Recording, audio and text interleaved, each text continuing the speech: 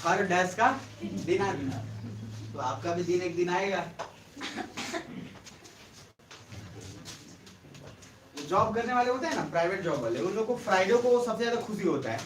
जैसे सैटरडे को अगर छुट्टी है तो यूजुअली फ्राइडे सैटरडे को एकदम देखेंगे हाई एनर्जेटिक होंगे वो लोग।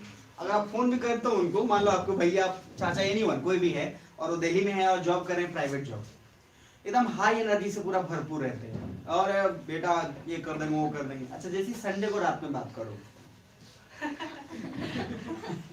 तो संडे को जैसे रात में बात करोगे तो पता है क्या बोलेंगे, क्या रखा है दुनिया में सब बेकार है, सर्वम दुखम दुखम, चारों तरफ दुखी दुख है, इस टाइप से। बुद्धम शरणम गच्छामि, ऐसा बात करेंगे। मतलब मुझे लगता है कि क्यों थी, मतलब संडे को आप ये सोचते हैं कि कल मंडे है और सैटरडे को ये सोच रहे हो तो कल संडे है। उस दिन खूब एक्साइटमेंट होता है, पार्टी पीछा लेता है और संडे को रात में रो रहा होता है वो धकेल के फिर रज्जू। चलिए कोई बात नहीं, जो मैंने पढ़ाया था क्योंकि मुझे पता है कि कल आप पूरा रिवाइज कर लिया होगा तो पूरा याद हो ही गया होगा आपको, इसलिए मैं एक बार और उसको बता दे रहा हूँ ताकि सहूलियत के लिए ठीक रहे। तो सर पहले एक टेबल बना लेते हैं, फिर उस टेबल को बनाने के बाद मैं रिवाइज करवा दूंगा ताकि आपके लिए आसान हो जाए। क्योंकि देखो आज का क्लास थीम 2 का लास्ट है, और थीम 1 का या थीम 2 जो भी थीम 2 होगा, आई थिंक थीम 2 का लास्ट क्लास होगा। और ये आज का क्लास जो कवर कर लिए हो तो काम आसान हो जाएगा, नहीं तो बेकार हो जाएगा। एक फोन जरूर ऊपर रखिएगा, रेडी रखिएगा, ठीक है। एक सर्च करके आपको एक चीज दिखाना है वो दिखा देंगे एक बार।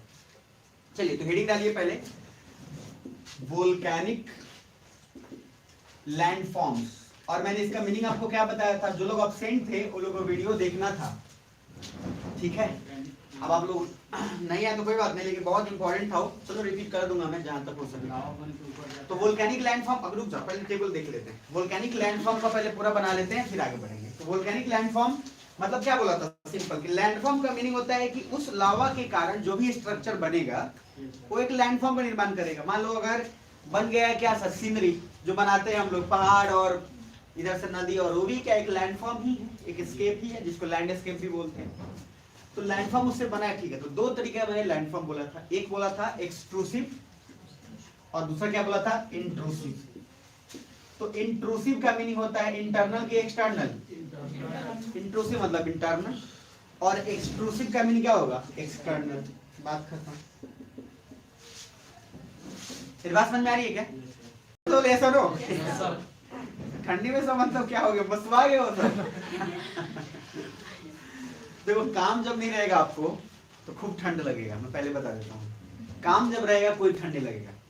अब देखिएगा आमतौर पे पापा लोग देखिएगा, जो मेहनती पापा होंगे, जो लेजी टाइप के जो पापा होंगे, उनकी बात में नहीं कर रहा, वो तो बस ऐसे ही बैठे रहेंगे, आवाज देंगे सुनते हो जी पकौड़ा लेते आओ, वो बैठे हुए चुपचाप। अच्छा गवर्नमेंट जॉब अगर मान लीजिए है तो सैलरी आना है, खैर बिहार में तो खैर छोड़ दीजिए, बिहार में टीचरों का हालत मतलब कभी ठीक भी रहता है बुरा भी रहता है। नीतीश कुमार ऐसे ही परेशान किए, जैसे कुछ लोग पेमेंट बढ़ाने के लिए बोलता है, नीतीश कुमार से आदेश दे देता है क्या, जितने फर्जी टीचर है जो फर्जी डॉक्यूमेंट से टीचर बने, अब सर ये लोग क्या कर रहा था, ये लोग डिमांड कर रहा था सैलरी बढ़ाओ सैलरी बढ़ाओ, उधर से डिमांड क्या है फर्जी टीचर को हटाओ, और सारा लोग फिर डॉक्यूमेंट देखने लगता है। अच्छा केस में क्या होता है, जिसके पास सही डॉक्यूमेंट है वो भी 2-3 बार देख लेता है कि हमारा फर्जी तो नहीं है ना, मतलब ऐसा हो जाता है ताकि लोग बात को भूल जाए।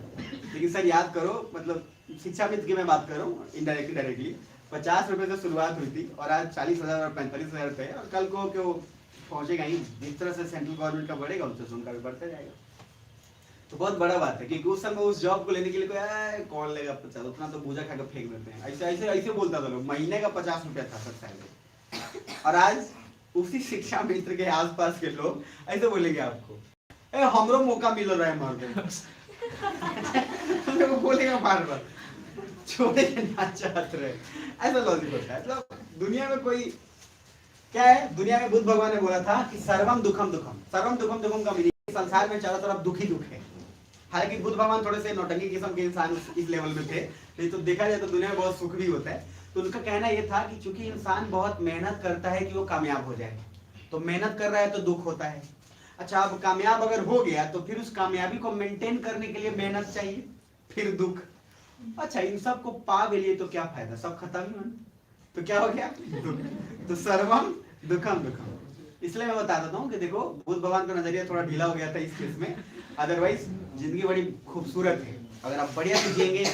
और मेरे से पूछेंगे तो हम आपको बहुत सारे ऑप्शन बताएंगे जहाँ बेहद खूबसूरती के साथ जीवन जिया जाता है, हर तरह दुख नहीं होता है।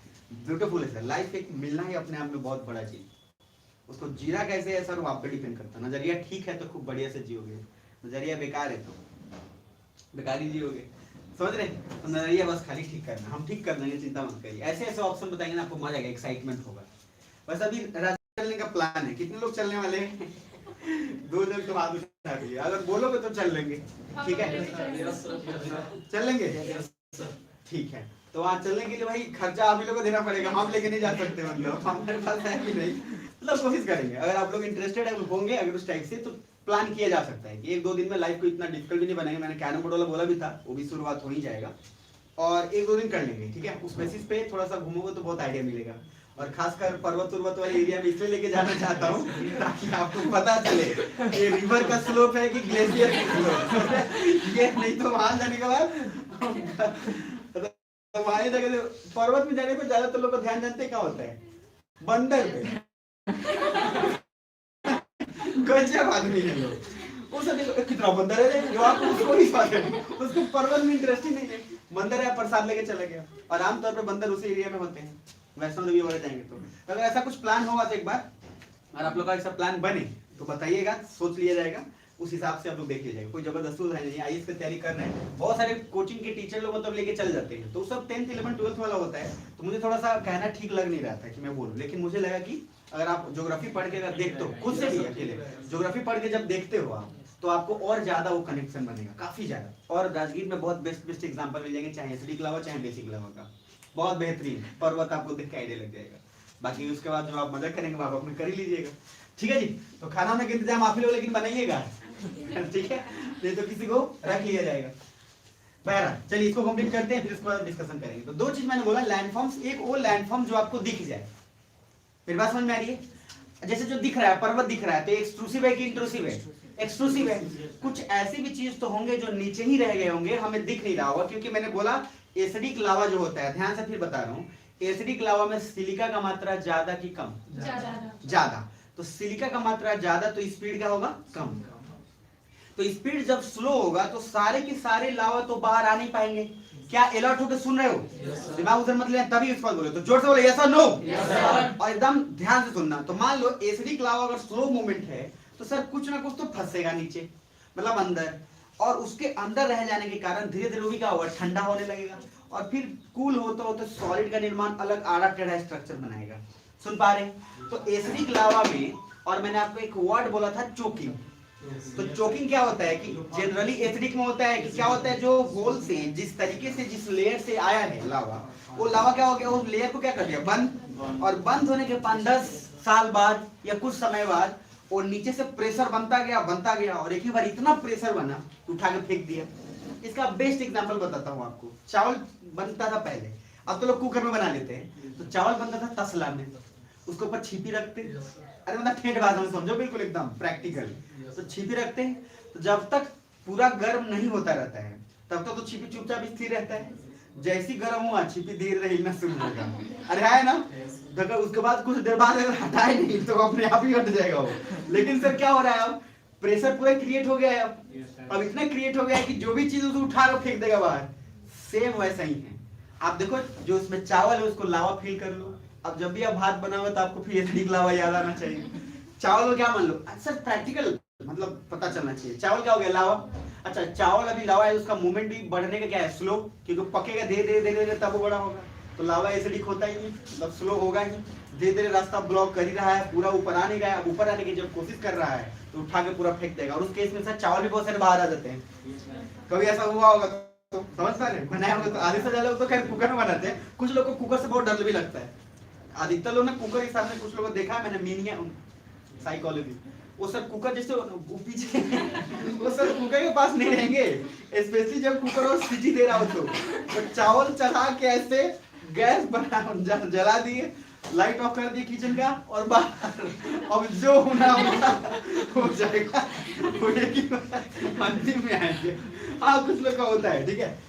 एक्सक्लूसिव में जो दिख जाए वो सर एक्सक्लूसिव है, जो नहीं दिखेगा तो एक्सक्लूसिव में कुछ लिख लीजिए, उसके बाद आगे बढ़ेंगे। तो क्या क्या हमने लिखवाया था एक्सक्लूसिव में, याद है? क्या क्या लिखवाया था, नाम बताओगे कुछ? जो लाइन फॉर्म दिख रहा है उसमें। अच्छा तो पहले तो इसमें दो टाइप कर लेते हैं, एक कर लेते हैं एक्सक्लूसिव में, एक कर लेते हैं पहले फीजर। सुनना ध्यान से, फीजर बताया था ना, डाइवर्जेंस के कारण हो गई, कन्वर्जेंस के कारण, डाइवर्जेंस के कारण। तो एक फीजर, तो दूसरा क्या, सेंट्रली इरप्शन। ये सब बताया हूं मैं। इरप्शन के दो टाइप, सेंट्रली और दूसरा क्या, फीजर।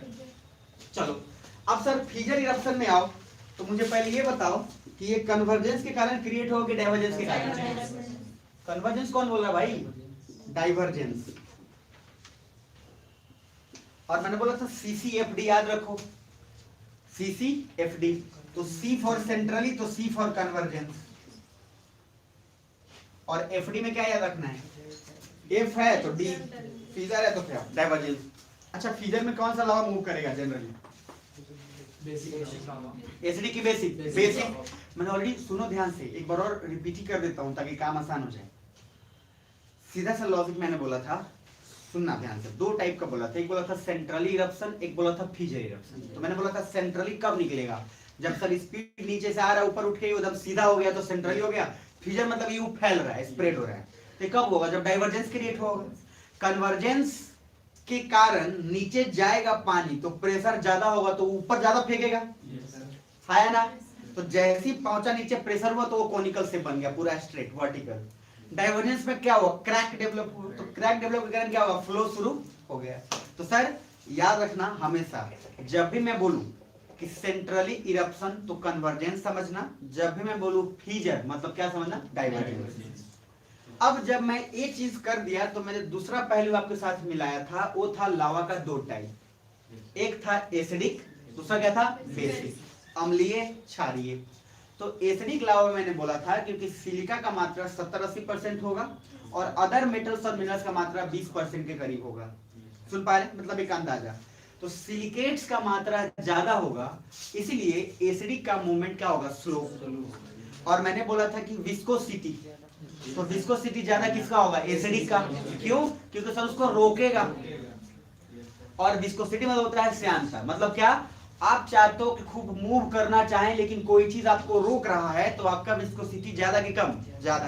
अब मैंने एक एग्जांपल दिया था आपको कि मान लो हनी है, शहद, शहद के साथ पानी मिला दो तो शहद बहुत तेजी से फ्लो करेगा कि एक दूध है वो ज्यादा तेजी से फ्लो करेगा? दूध। तो सर इसमें हाई विस्कोसिटी किसका ज्यादा होगा? शहद का। यानी कि हनी का, यानी कि रोकने की क्षमता क्या है? ज्यादा है। तो एसिडिक लावा में भी सेम एज मैंने बोला कि जैसे सर इसका मूवमेंट स्लो होगा क्योंकि इसको विस्कोसिटी ज्यादा है, और विस्कोसिटी ज्यादा होने के कारण ये है क्योंकि सिलिकेट्स का मात्रा ज्यादा है जो उसको बहने से क्या करेगा? रोकेगा।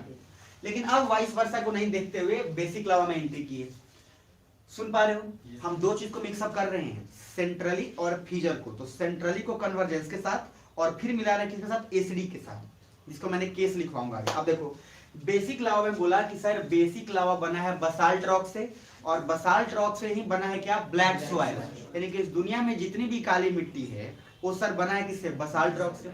और बसाल्ट रॉक बना है किससे? बेसिक लावा से। और बेसिक लावा मैंने क्यों बोला कि बेसिक लावा ब्लैक कलर का बनता है? क्योंकि सिलिकेट्स का मात्रा कम है लेकिन अदर मेटल्स और मिनरल्स का मात्रा क्या है? ज्यादा।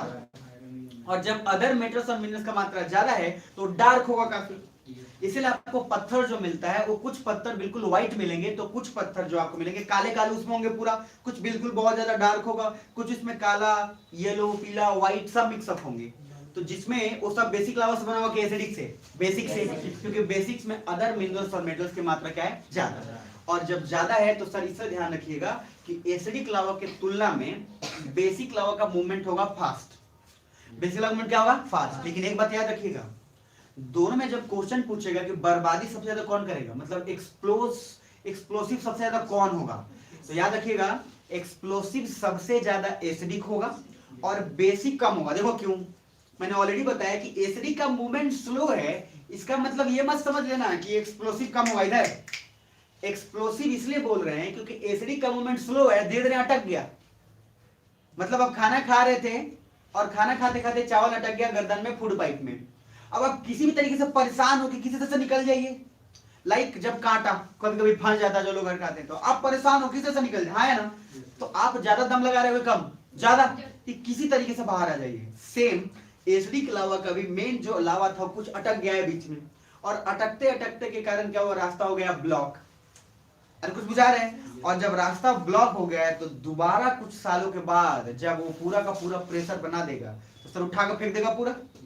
इसीलिए जब क्वेश्चन पूछे तो याद रखिएगा एसिडिक लावा का मूवमेंट भले ही स्लो हो, लेकिन चूंकि अंदर वो रुक जाता है और पाथ को ब्लॉक कर देता है, इसलिए 4-5 सालों के बाद जब वो आता है तो इतनी तेजी से आता है कि सर बर्बाद करके निकल जाता है।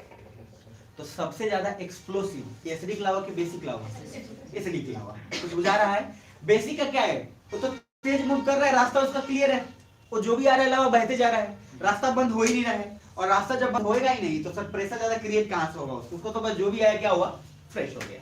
तो लॉजिकली ध्यान रखिएगा एसिडिक लावा ज्यादा एक्सप्लोसिव होगा, ये पॉइंट लिख लीजिए वहीं पे। Acidic lava is more explosive, basic lava is less explosive.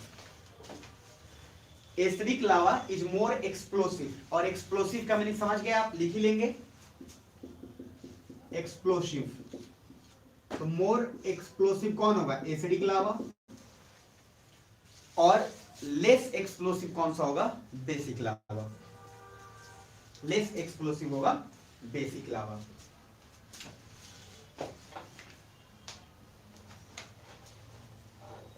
ठीक है,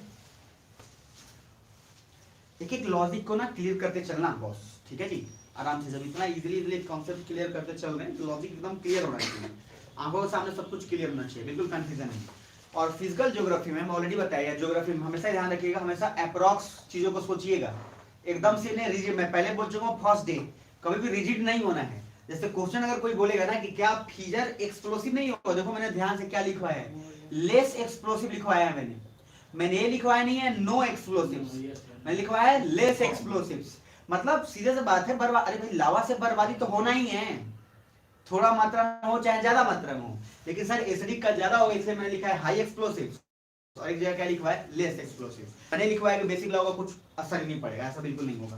बहरहाल इसीलिए रिजिड मत रहिएगा, नहीं ऐसा ही होगा। एक काय सर बोले थे 1.3 लिखा है, सर अप्रॉक्स 2 बोल दिए थे, उससे हो जाएगा तो आप नहीं दिमाग खराब करिएगा, मेरा कुछ होने वाला नहीं है। आगे अब सर इस पे आते हैं, तो मैंने बोला एक्सक्लूसिव और उसके बाद बोला क्या इंट्रूसिव। अब मैं केस 1 आपको क्या लिखवाया था कि जब सेंट्रली इरप्शन हो, एसिडिक लावा हो, ऑटोमेटिक कन्वर्जेंस हो ही जाएगा। तो सेंट्रली हो, एसिडिक भी हो और कन्वर्जेंस भी हो, तो उसके कारण अलग अलग कुछ ना कुछ लैंडफॉर्म्स बनेंगे। और क्या आपको नहीं लगता कि वो जो लैंडफॉर्म बनेगा सर वो एक तरीके से एक्सट्रूसिव होगा, क्योंकि वो आपको दिखेगा, हमें भी दिखेगा, क्योंकि कन्वर्जेंस जैसी होगा नीचे से प्रेशर क्रिएट करेगा, जब करेगा तो उठा के ऊपर बाहर फेंक ही देगा। तो कुछ वैसे लावा जिनके कारण एक्सट्रूसिव जो एक्सटर्नल लैंडफॉर्म बनेगा उसका कुछ नाम देखेंगे। कुछ ऐसे भी लावा होंगे जो अंदर ही फंस गए होंगे, और जब फंस गए होंगे तो कुछ अंदर ही अलग अलग। अच्छा मुझे बताना डेफिनिट शेप किस में ज्यादा बनेगा, एसिडिक लावा के कारण कि बेसिक लावा के कारण? एसिडिक के कारण, क्योंकि मैंने बोला था जितना आराम आराम से स्लो होगा उतना ही बढ़िया बढ़िया उसको क्या होता है स्ट्रक्चर बनेगा, जितना खाना स्लो पकेगा उतना ही बेस्ट होगा। तो वैसा ही कोई भी पत्थर एकदम सॉलिड और अच्छा आकार का है, इसका मीनिंग कौन सा लावा से बना होगा, एसिडिक लावा। और कोई ऐसा ही पत्थर जो आड़ा टेढ़ा हो किधरों निकल गया हो तो कौन सा लावा होगा, बेसिक लावा। चलिए तो अब एक्सट्रूसिव में ये फीजर हो गया, फीजर में हो गया डाइवर्जेंस। तो जब डाइवर्जेंस क्रिएट होगा तो इसके लिए 2 चीज ऑप्शन है। एक मैंने आपको बताया था मिड ओशन रिज, जिसको मैंने सी फ्लोर स्प्रेडिंग बोला था आपको। अरे सी फ्लोर स्प्रेडिंग में क्या बोला था कि जैसे कि सर नॉर्थ अटलांटिक जो अटलांटिक आज बड़ा हो गया है, तो साउथ अमेरिका क्या है उससे कनेक्टेड था, किससे, अफ्रीका से। साउथ अमेरिका जब अफ्रीका से कनेक्टेड था, बीच में हल्का क्रैक हुआ तो क्या आया, पानी।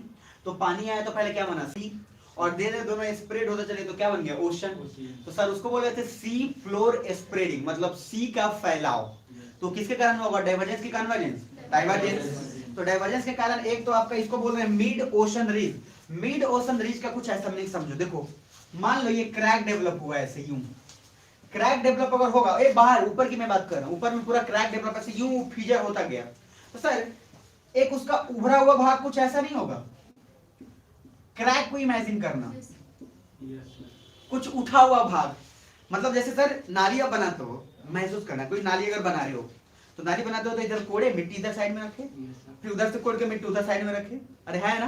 तो जो ऐसा समझो कि सेम वही चीज हुआ है जहां से लावा निकल गया है, पूरा फैल रहा है एकदम, और लावा जब फैलेगा तो चारों साइड से यूं यूं गिरता जाएगा, अरे है ना।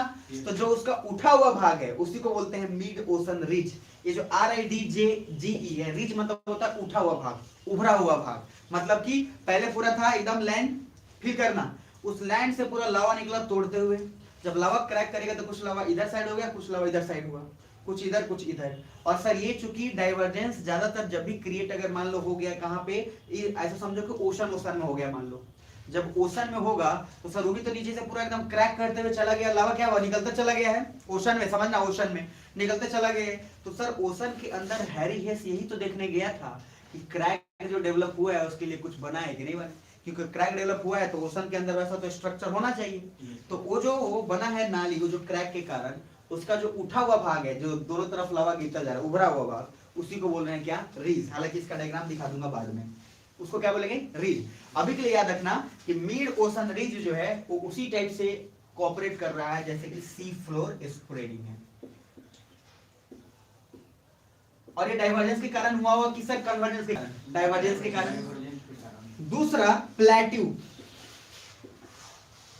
प्लेट्यू मतलब आपको क्या होता है, पठार। तो प्लेट्यू का भी जो निर्माण होगा वो सर डाइवर्जेंस के कारण ही होगा। अच्छा मुझे बात बताओ, प्लेट्यू भी हमें दिख रहा है, मिड ओशन रिज भी हमें दिख रहा है, तो ये एक्सट्रूसिव है कि इंट्रूसिव है, एक्सट्रूसिव है, क्योंकि हम लिख भी किस में रहे हैं, एक्सट्रूसिव में, जो दिख रहा है बाहर, जो खुली आंखों से दिख रहा है। अब उसी में दूसरा है कि सर जब ये तो फीजर है, जब फीजर इरप्शन हो रहा है इसमें डाइवर्जेंस, अब क्या बोल रहा हूं, सेंट्रली, और जब सेंट्रली होगा तो सर यहाँ लावा का बहुत बड़ा रोल होगा, इसलिए क्या लिखोगे, एक होगा एसिडिक लावा, एक टेबल जरूर बनाना पहले, एसिडिक, दूसरा हो गया बेसिक लावा, लिखो पहले इतना, सेंट्रली का पहले 2 टाइप लिखो, और टेबल थोड़ा सा फ्रेश पेज पे बनाना, ऐसा नहीं कि कुछ भी, एसिडिक बेसिक, और तीसरा एक लिख लेना पैरासाइट। मैं इसको ऊपर करके बना देता हूँ, थोड़ा सा ज्यादा खींच लिया मैं स्पेस।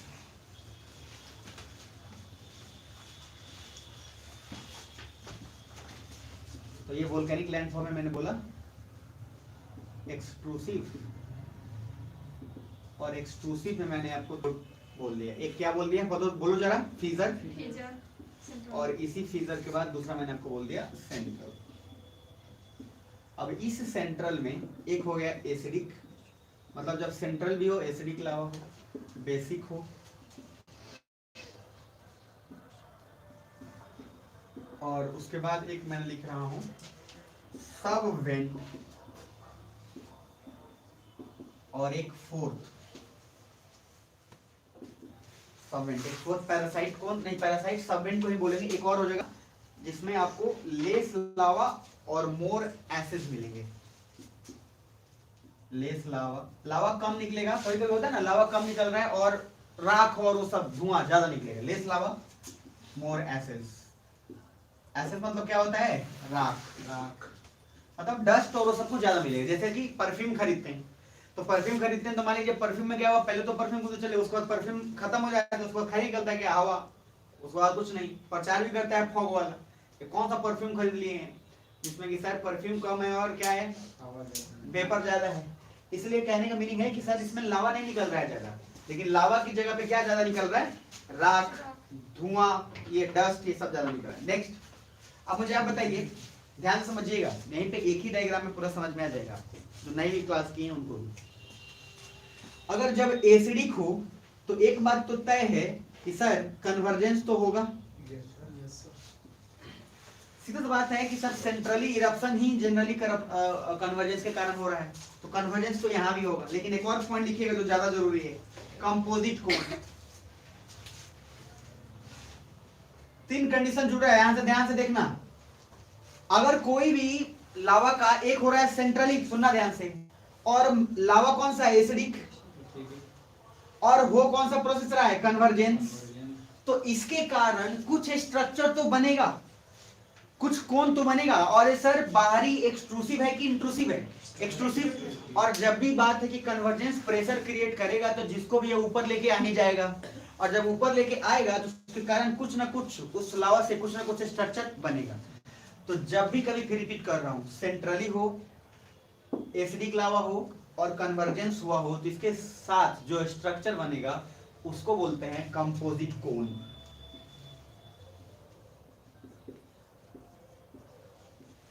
उसको क्या बोलेंगे? कंपोजिट कोन। कंपोजिट कोन, या फिर इसी को नाम दूसरा भी है, एसिडिक कोन भी बोलते हैं इसको, और कुछ किताबों में इसको स्ट्रेटोकोन भी बोला जाता है। स्ट्रेटोकोन,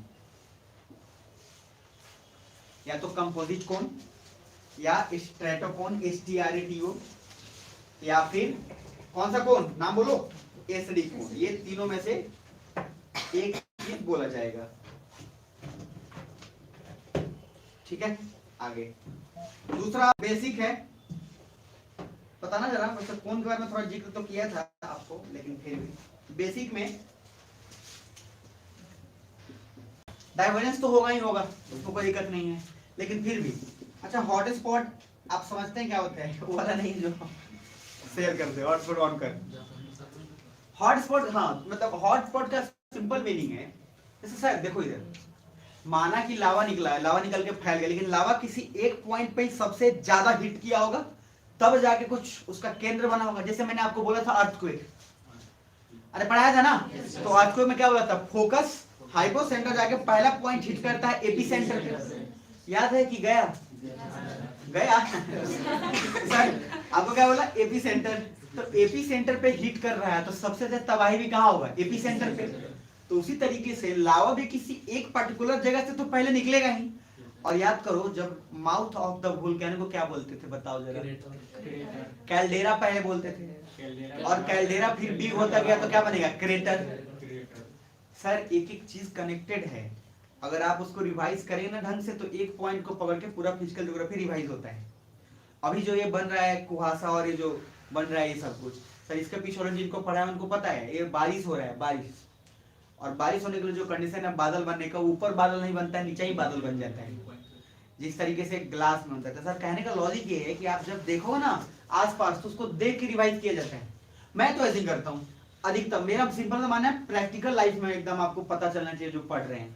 नहीं तो अधिकतर एक क्वेश्चन पूछा जाता है कि मैथ में, मैथ पढ़ लो तो आगे काम आएगा कि ना आएगा, ज्यादातर लोग क्वेश्चन पूछते क्या काम आएगा, ऐसा कुछ क्वेश्चन करके देखो, काम कहीं ना कहीं तो आ ही जाता है। लेकिन इंटरेस्टिंग बात यह है कि सर ज्यादा काम आए, उससे लाइफ इजी हो, तब ज्यादा ठीक है।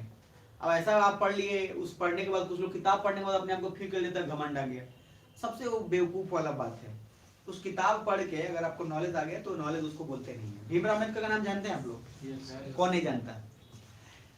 भीमराव अम्बेडकर दुनिया में, सर इंडिया में नहीं, दुनिया में सबसे शिक्षित का उनका एक अपना एक कैटेगरी। इंडिया में तो खैर छोड़ दो, जितने लोग थे ना इंडिया में उस समय, जितने लल्लू पप्पू चच्चू, जितने लोग बना रहे थे कॉन्स्टिट्यूशन, आपको पढ़ाया हूँ, ड्राफ्टिंग कमेटी के हेड कौन थे? भीमराव अम्बेडकर। उनसे ज्यादा कोई पढ़ा लिखा था भी नहीं, कोई नहीं पढ़ा लिखा था एकेडमिक में, कोई नहीं।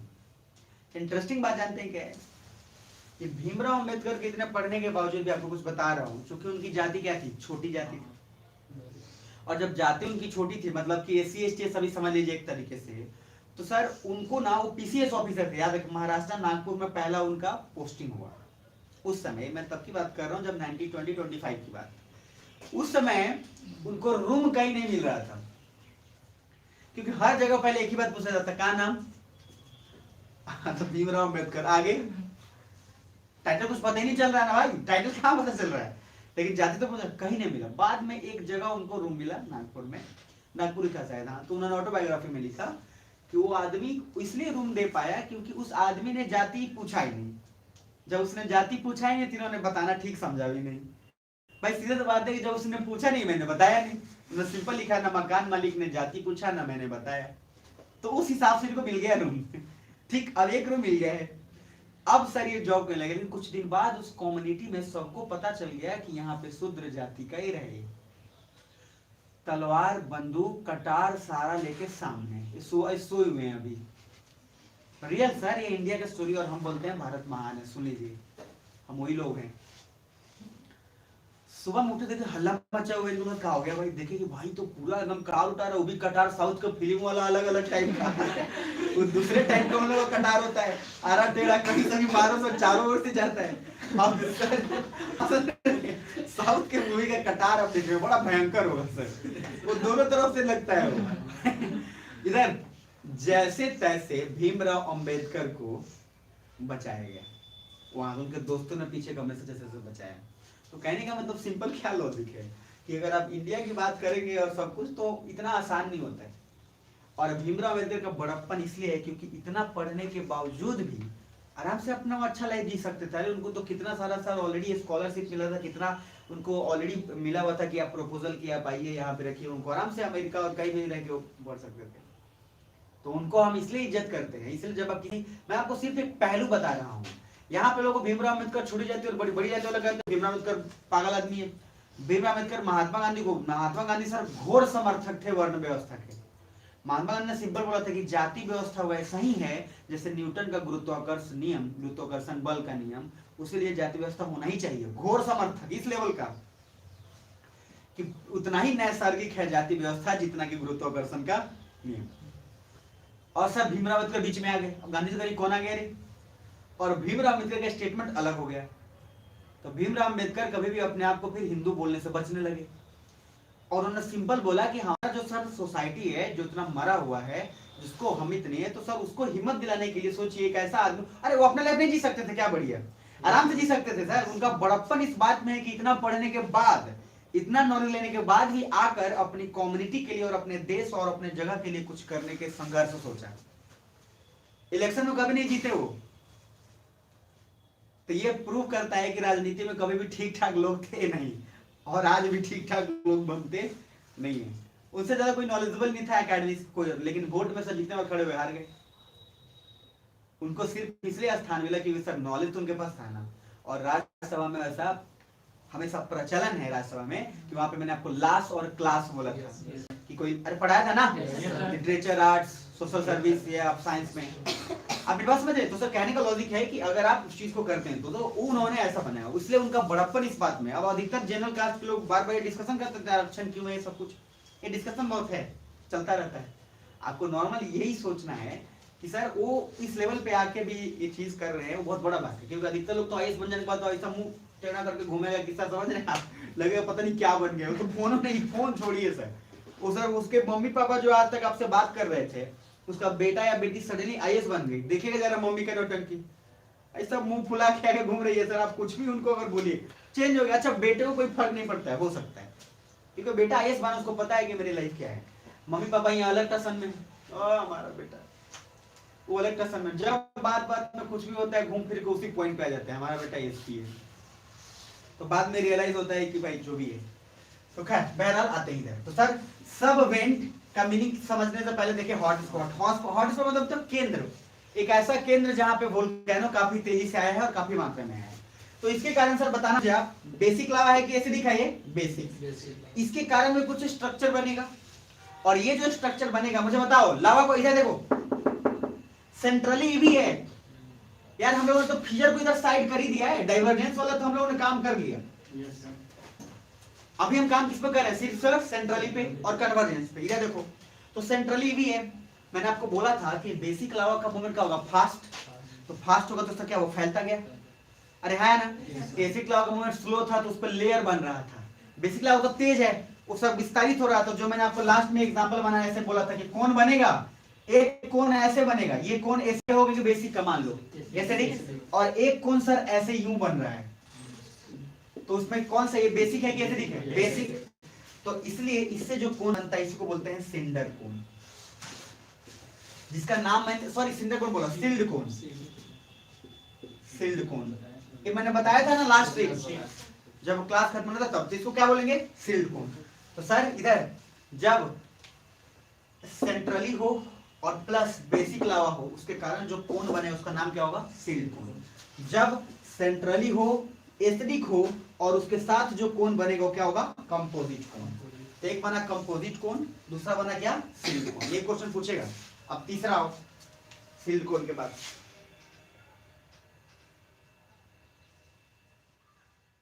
सिल्ड कोण। अच्छा आपको नहीं लगता कि धीरे धीरे सील्ड जब ठंडा होता जाएगा तो कुछ एक तरीके से इसका स्ट्रक्चर देखो, एक तरीके से ये प्लेट्यू का निर्माण कर देगा, प्लेट्यू का निर्माण ये भी कर देगा। और इंडिया देखो सर, इस पर जब मल्टीपल सील्ड लेयर जमते जाएंगे, मल्टीपल लेयर जमते जाएंगे तो प्लेट्यू निर्माण नहीं हो जाएगा क्या? और इंडिया का नीचे वाला स्ट्रक्चर जरा देखो तो,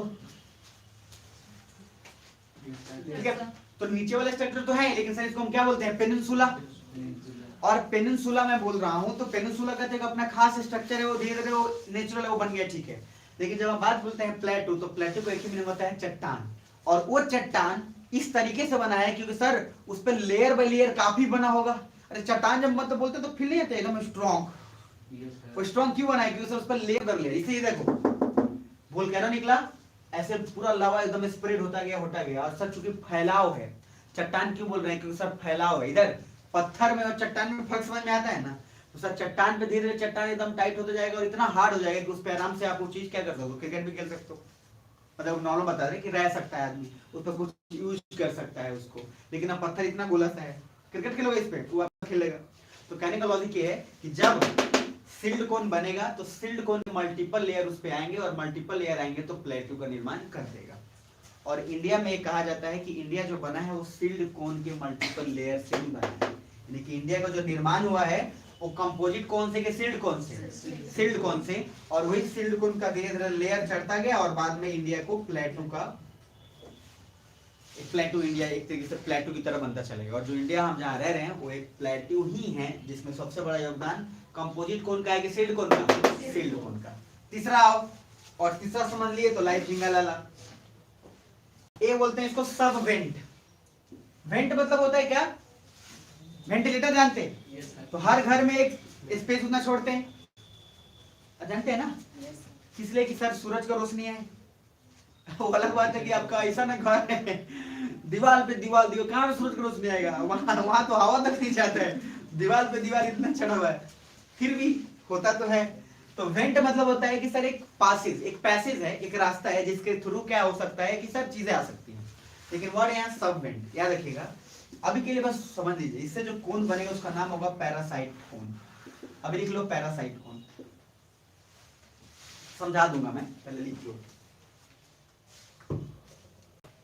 पैरासाइट। पैरासाइट आप लोग पढ़े होंगे ईवीएस वगैरह में, याद है? हाँ, पैरासाइट, पैरासाइट ऑर्गेनिज्म भी होता है, पैरासाइट एनिमल्स भी होते हैं। वो जो दूसरे का खून चूस के जो अपना सर्वाइवल रखते हैं, परजीवी जो बोलते हैं आप, या उससे इंपॉर्टेंट पैरासाइट का सिंपल मीनिंग होता है जो दूसरे पे निर्भर हो।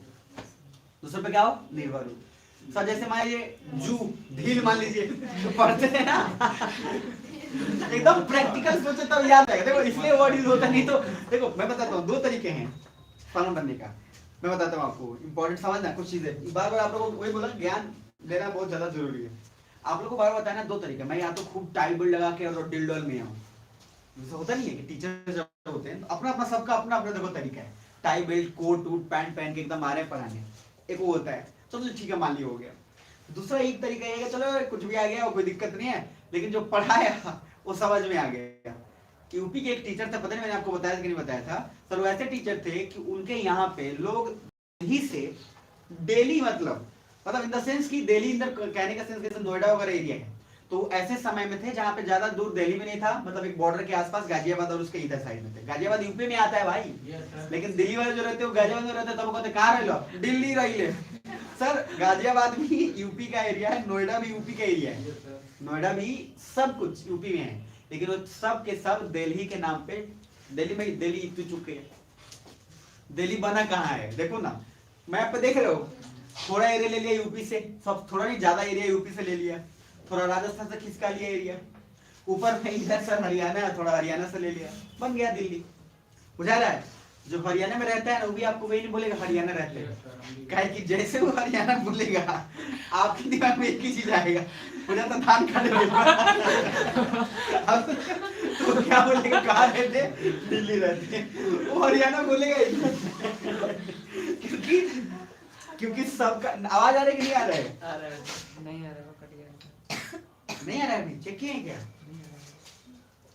तो बोल देते, इसका मेहनत भी करवा दीजिएगा, उसको बाद में बोलिएगा, तो हो गया सारा कांड। आना तो चाहिए,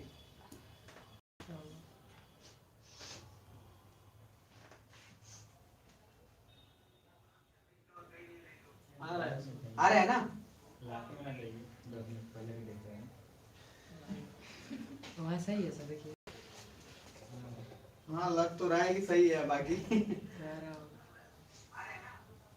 ठीक है ठीक है। चलिए मैं यहाँ पे इसको कर लेता हूँ ताकि ये कुछ देखते हैं यहाँ से। चलो ठीक है, ध्यान से समझिएगा। तो अब मैंने यहाँ पे सिल्ड कोन बताया आपको, पैरासाइट कोन। तो अभी आपको क्या बता रहा था मैं, अभी पैरासाइट कोन जो होता है ये कैसे होता है, जो दूसरे पर निर्भर होता है। तो ऐसे समझना, इस कोन को नाम इसलिए दिया गया है क्योंकि इस कोन का संबंध किसी एक अपना इसका ओरिजिनल पहचान नहीं है। इधर देखिए, जो कोन बन रहा था उसी कोन के सहारे कुछ और भी कोन बन गए। जैसे मान लो कि सर लावा जब निकल रहा था तो समथिंग ऐसा कुछ हुआ, ध्यान से समझना। और ऐसा भी तो होगा कि इसी लावा में ये तो पूरा एक स्ट्रक्चर हॉलिस्टिक बन गया ओवरऑल। अरे कुछ समझ में आ रहा है। और इसी का नाम क्या है, कंपोजिट कोन बोलेंगे कि सिल्ड कोन बोलेंगे? कंपोजिट कोन, क्योंकि सारे पूरा स्ट्रेट गया है। तो कंपोजिट कोन में से ही कुछ ऐसे भी कोन होंगे जो उसी लावा से कुछ स्ट्रक्चर बन के निर्माण हो गया होगा। मतलब कि वो डिपेंड कर रहा है मेन कोन पे, उसके कारण कोई दूसरा कोन बन रहा है, तो उसको बोल रहे हैं क्या, पैरासाइट कोन, क्योंकि वो दूसरे पे निर्भर है। अच्छा लास्ट में आओ, लेस लावा मोर एसिड। अब मुझे बताओ इधर जो टर्म हम यूज करने वाला हूं, अगर बता दोगे तो समझ में आ जाएगा। लावा कम निकलेगा, कभी कभी होता नहीं कि नीचे से प्रेशर है, खाली धुआं ही धुआं निकल रहा है, सिर्फ एसिड, डस्ट, राख, यही सब कुछ निकल रहा है, लावा उसमें से ज्यादा नहीं निकल रहा है। इसको बोलते हैं सिंडर कोन। कौन सा कोन? अगर किसी को याद हो तो सिंडर कहाँ पढ़ाया था मुझे बताओ। जब मैं आपको वोल्केनो का नामकरण करवा रहा था तभी बोला था कि टेफरा का मीनिंग होता है सिर्फ जब स्मॉल रॉक्स निकलते हैं तब, और सिंडर का मीनिंग होता है कि जब डस्ट, एसिड ये सब निकलते हैं तब। तो इसलिए सर सिंडर कोन बोलेंगे जब लावा कम निकलेगा, राख, डस्ट ये सब ज्यादा निकलेगा, धूलकण, तो सर उसको सिंडर कोन बोलेंगे।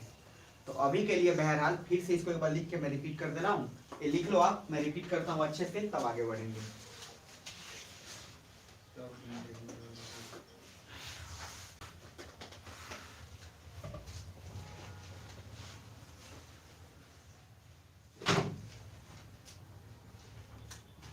ठीक है,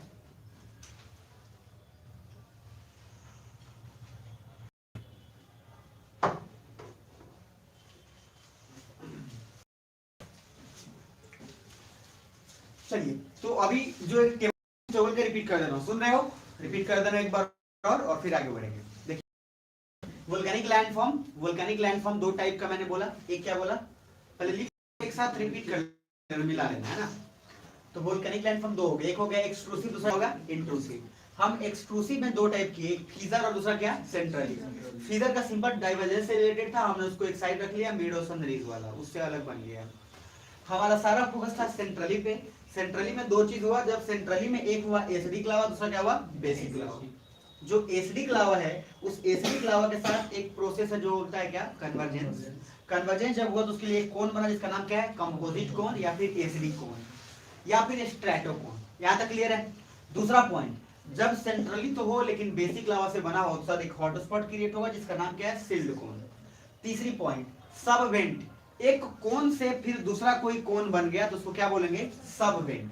परेशान मत होना, तो एक कोन से क्या दूसरा कोन बन गया। सब वेंट और पैरासाइट कोन का मीनिंग है, पैरासाइट मतलब होता है परजीवी जो दूसरे पर निर्भर रहे, तो चूंकि ये कोन दूसरे कोन से बना है इसलिए इसको पैरासाइट कोन बोल रही है। और चौथा, लेस लावा है, लावा कम निकल रहा है, धुआं हुआ ज्यादा निकल रहा है, तो उसको कौन सा कोन बोलेंगे, सिंडर कोन। यहां तक क्लियर है? अरे है ना? तो सर ये सिर्फ अभी एक्सट्रूसिव मैंने पढ़ाया है, इंट्रूसिव अभी क्या है, बाकी है। क्योंकि इंट्रूसिव में तो हमें पता नहीं, लेकिन इंट्रूसिव कुछ ना कुछ नीचे तो बनेगा, क्योंकि लावा जब नीचे रुकेगा उसके कारण अलग अलग स्ट्रक्चर बनेंगे। कुछ बुझा रहा है? तो अब इंट्रूसिव में पहले एक पॉइंट यहीं पे लिख लीजिए ताकि आपका टेबल कंप्लीट हो जाए, फिर मैं सेपरेटली इंट्रूसिव का पूरा नाम जिक्र करूंगा कि कौन कौन सा कौन बनेगा, क्या क्या बनेगा। सुन रहे हो? तो चलो इंट्रूसिव में कुछ नाम लिख लिया जाए, फिर हम लोग आगे बढ़ते हैं। इंट्रूसिव, तो इंट्रूसिव आपको दिखेगा कि नहीं दिखेगा? नहीं दिखेगा, वो तो अंदर है सर। वो क्यों दिखेगा आपको? बस अगर ऊपर का लेयर जैसी हट जाएगा तो आपको दिख जाएगा। अब ऊपर का लेयर जिस कारण भी हटे। तो चलिए पहला नाम लिखिए, मैं कुछ स्ट्रक्चर बना देता हूं, पहले नाम लिख लो उसके बाद लिखना। तो पहले यहां लिखना SILLS, सिल्स, पहला सिल्स बनेगा। ये सब लैंडफॉर्म का नाम है जो इंट्रूसिव है, तो क्या बनेगा? सिल्स।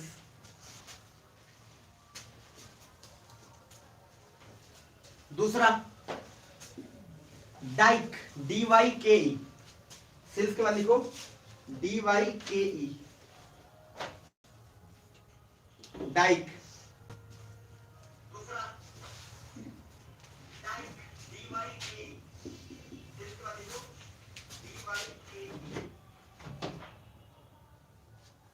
चलिए तीसरा लिखिए, डाइक के बाद सिल्स के बाद डाइक, डाइक के बाद लिखिए तीसरा, एक लिख लीजिएगा उसमें फेकोलिथ, PHAKOLITS, CO, मैं लिख ही देता हूँ, लिखो पहले फेकोलिथ, PHACOLITH, लिथ। अच्छा लिथोस्फीयर में मैंने लिथ का मीनिंग बताया था।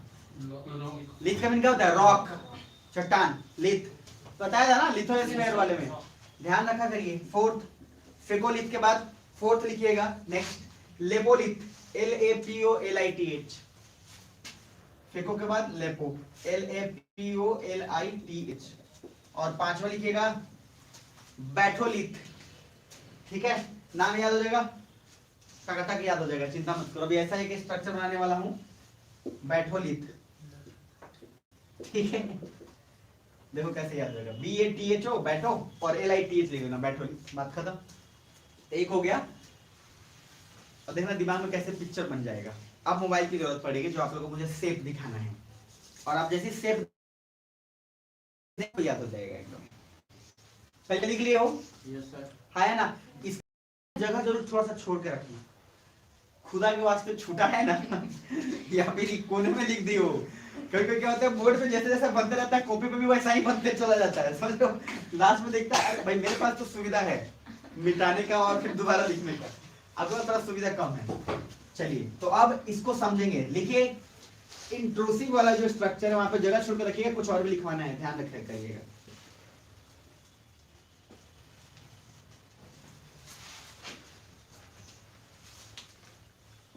तो पहला क्या लिखवाऊं? सिल्स लिखवाऊं, SILLS।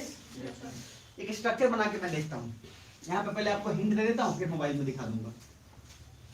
ये मान लो ये अमरूद का पेड़ है, मतलब सिंपल सा मीनिंग है, ये सरफेस हो गया, हम लोग जा रहे हैं। अब जो भी बना होगा, हम जो भी इधर एक्सट्रूसिव में जो भी बात कर रहे हैं, ये सब ऊपर ही होगा, है ना? होगा। और अब हम बात करें किसका? इंट्रूसिव। तो इंट्रूसिव में जो भी बात करेंगे वो सब इसके नीचे ही होगा। जैसे ही मिट्टी के ऊपर का लेयर हट जाएगा तो नीचे वाले में क्या होगा? दिख जाएगा। अरे है ना? तो सर अभी जो हम बात करने वाले हैं वो इंट्रूसिव बात करने वाले, तो कुछ स्ट्रक्चर बना रहा हूं, आप एक रफ आइडिया अभी बस बना लेना, बाकी जो मैं दिखाऊंगा एक ग्रुप में भेज दूंगा तो आपको पिक्चर समझ में आ जाएगा। तो मान लो सर वोल्केनो निकला होगा इधर से ही कहीं से भी, ठीक है जी, मान लेते हैं। चूंकि मूवमेंट इसका स्लो है, तो और स्लो होने के कारण मान लो एसिडिक लावा ले रहे हैं, कहीं ना कहीं आड़ा टेढ़ा जमा हो गया होगा, फिर हमको उसको फर्क नहीं पड़ेगा। तो पहले लिख लो एक नाम, पहला नाम क्या है? सिल्स है ना? एक स्ट्रक्चर बना उसको देख लो, हॉरिजॉन्टल। सिल्स जहां लिखे हो उसको बगल में पहले लिखना हॉरिजॉन्टल, ऐसे लिख लो। जहां भी सिल्स लिखो उसका मीनिंग पहले लिखना हॉरिजॉन्टल।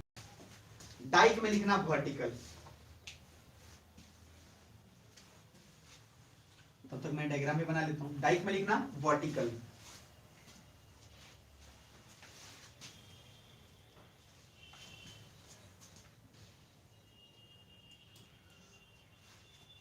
बस आरा टेढ़ा बना दे रहा हूं ताकि आपको पहले समझ में आ जाए।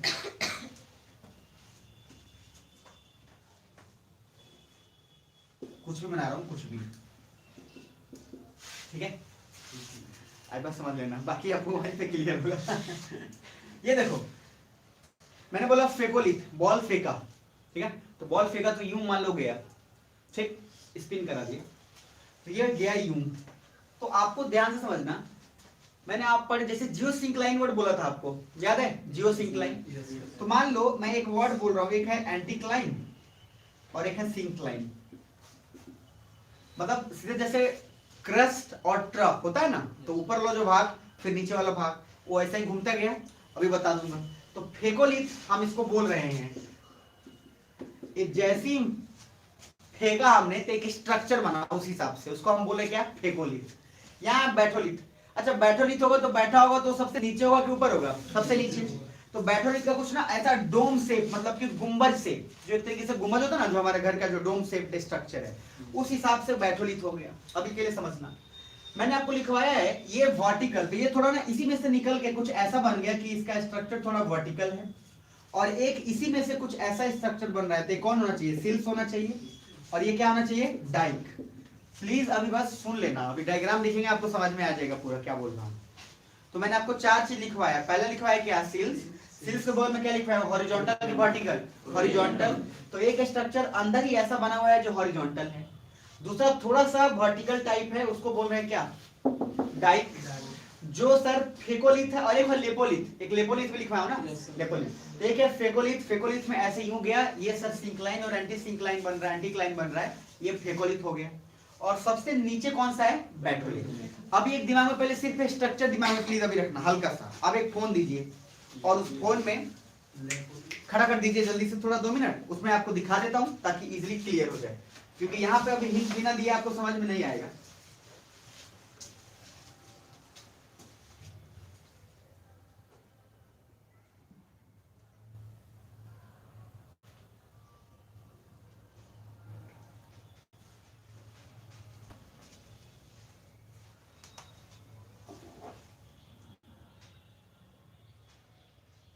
अब देखिए, यहाँ ध्यान से देखना सभी कोई, ये समझना जरूरी है। ये पहले दिख रहा है कि नहीं दिख रहा है? ये पता नहीं बड़ा होगा कि नहीं।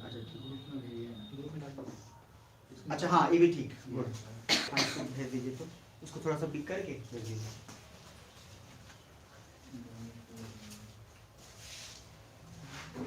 और बाकी एक बार दिख जाएगा टैब, तो चलो कोई बात नहीं, समझ में आ जाएगा, दिमाग में डाल देना है पूरा। भेज दिए अपना, देख लिया, डाउनलोड हो गया होगा।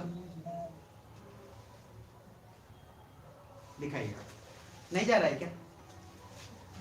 कोई नहीं, आप थोड़ा सा हिंट खाली उतना ही कर दीजिए, जितना है ना नीचे का पूरा उतना ही स्क्रीनशॉट डाल दीजिए। दिखाइए, हाँ इतना ही डाल दीजिए, इतना ही, सीधे इतना ही करके डाल दिए बस। जिसके पास है ठीक है, जिसके पास नहीं है इधर देख लेने का, इधर इधर साइड में देखिए, ये दिख रहा है पूरा, ये वाला स्ट्रक्चर दिख रहा है, ठीक है? ध्यान से देखो, यहाँ देखो सबसे नीचे जो है, सबसे नीचे यूं बना हुआ है, ये वाला कुछ भी कौन सा है? बैठोलिथ होगा कि नहीं होगा? पीछे बैठोलिथ, अब आओ ऊपर, उधर देखो सबसे ऊपर में लिखा होगा डाइक। यहाँ देखो जो वर्टिकल स्ट्रक्चर है, ये ऐसे करके इसमें यूं बन गया, यूं सबसे ऊपर। नाम तो पढ़ो, तो ऊपर में क्या लिखा है? वो हो गया डाइक। अब देखो मैंने बोला था कि अब फेकोलिथ ना, यहाँ देखो फेकोलिथ, ये बनाइए, ये बस ऊपर फिर ऐसे, तो एक एंटीक्लाइन एक सिंक्लाइन। उसके बाद एक है लेपोलिथ, नीचे देखो लेपोलिथ का भी इसमें नाम दिया होगा। अब इसमें से बहुत सारे ऐसे डायग्राम हैं जो और क्लियर रूप में आपको एक इसमें दिख जाएगा, ये वाला, ये डायग्राम, ये। अब इसमें जरा ध्यान दीजिए, चूंकि खुद से बनाया हुआ है, इसमें डायग्राम देखोगे तो देखो सबसे नीचे देखो बैठोलिथ हो गया, ये डायग्राम आपको बनाना है अच्छे से। बैठोलिथ हो गया, उसके ऊपर जाओ तो सर सेम एज जहां डाइक है, फिर फेकोलिथ है, फिर लेपोलिथ है, ऑलरेडी उसमें स्ट्रक्चर बनाया हुआ है। तो ये इंट्रूसिव है कि एक्सट्रूसिव है? जल्दी बोलो, इंट्रूसिव हो गया। तो ये सब इसी के नीचे है कि ऊपर है? नीचे है। तो जो भी हम अभी बात कर रहे हैं वो सारे का सारा इंट्रूसिव है। और मैंने जो भी लिखवा है यहाँ ध्यान से देखो, सिल्स क्या लिखवा है? हॉरिजॉन्टल। अरे बुझा रहा है क्या? तो सिल्स जो लिखवा है हॉरिजॉन्टल, और नीचे आड़ा टेढ़ा कुछ भी क्यों बना है सर? क्योंकि कोई उसका स्ट्रक्चर ही नहीं है किसी भी तरीके से, जस्ट वो बन गया है अंदर। और अंदर जब भी बनेगा तो अंदर जब भी कोई चीज लेबल डायग्राम नहीं है अंदर, तो चूंकि उतना स्ट्रक्चर फ्लैट नहीं है, जब फ्लैट है ही नहीं तो फिर यहाँ पे एकदम समतल कहां से बन जाएगा? जब यही चीज अगर ऊपर उठ के आ जाता है तो धीरे धीरे वो एक शेप में लेना शुरू हो जाएगा। तो नाम खाली याद रखना है। क्वेश्चन ये पूछता है कि सर डाइक दे दिया था नाम, और पूछेगा कि ये एक्सट्रूसिव लैंडफॉर्म है कि इंट्रूसिव है? जल्दी बताओ। डाइक, तो डाइक क्या हुआ? इंट्रूसिव। अरे पहले नाम रिपीट करो तुम लोग। इंट्रूसिव में फर्स्ट नाम क्या है? सिल्स। रिपीट करो, पहला क्या है? सिल्स। दूसरा डाइक, दूसरा क्या हो गया? डाइक। तीसरा ऐसे याद रखो, तीसरा सर, तीसरा में फेकोलिथ, तीसरा क्या हो गया? फेकोलिथ। चौथा लेपोलिथ, चौथा लेपोलिथ, और उसके बाद पांचवा बैठोलिथ। ये पांचों इंट्रूसिव है कि एक्सट्रूसिव है? इंट्रूसिव है। तो अर्थ के अंदर के अर्थ के ऊपर, यहाँ तक पहले क्लियर है। अब उस डायग्राम को अच्छे ढंग से बना लीजिएगा।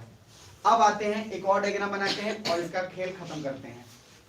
तो जरा आइए और दिमाग से खेलिए।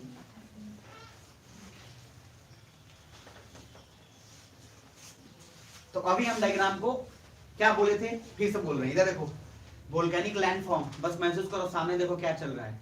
वोल्केनिक लैंडफॉर्म कितने टाइप, जल्दी बोलो, सब बोलो। दो टाइप, कौन कौन? Extrusive, intrusive. एक्सट्रूसिव में दो, सेंट्रली, एक फीजर और एक सेंट्रली। सेंट्रली में इधर आओ, एसिडिक, बेसिक। उसके बाद जल्दी बोलो, एसिडिक, एसिडिक बेस, उसके बाद सब वेंट, और सब वेंट के बाद एक और दूसरा क्या है, क्या, लेस लावा। अब यहाँ पे सर हो गया। तो पहला कौन बनेगा, कंपोजिट कौन, किस में, एसिडिक में। दूसरा सील्ड कोन, किस में, बेसिक में। तीसरा पैरासाइटिक कोन, सब वेंट में। और चौथा लेस जो वाला में बनेगा कौन सा, सिंडर कोन। यहाँ तक क्लियर है। उसके बाद इंट्रूसिव में पहला नाम सेल्स, उसके बाद डाइक, उसके बाद फेकोलिक, लेपोलिक, बैटोलिक। यहाँ तक क्लियर है, ठीक है। अब जो ये डायग्राम है, ये जो चार जो मैंने यहाँ पे लिखा आपको एक्सक्लूसिव का, उसका एक नॉर्मल डायग्राम बना देता हूँ ताकि आपको बस याद रहे। तो हेडिंग डालो ऊपर में एक्सक्लूसिव लैंडफॉर्म्स, एक और डालो और डायग्राम बना लो।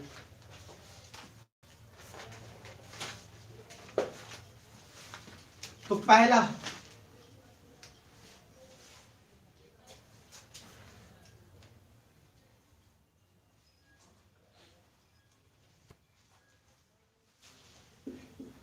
पहला में सिंपल ऊपर पूरा बन रहा है हम लोग।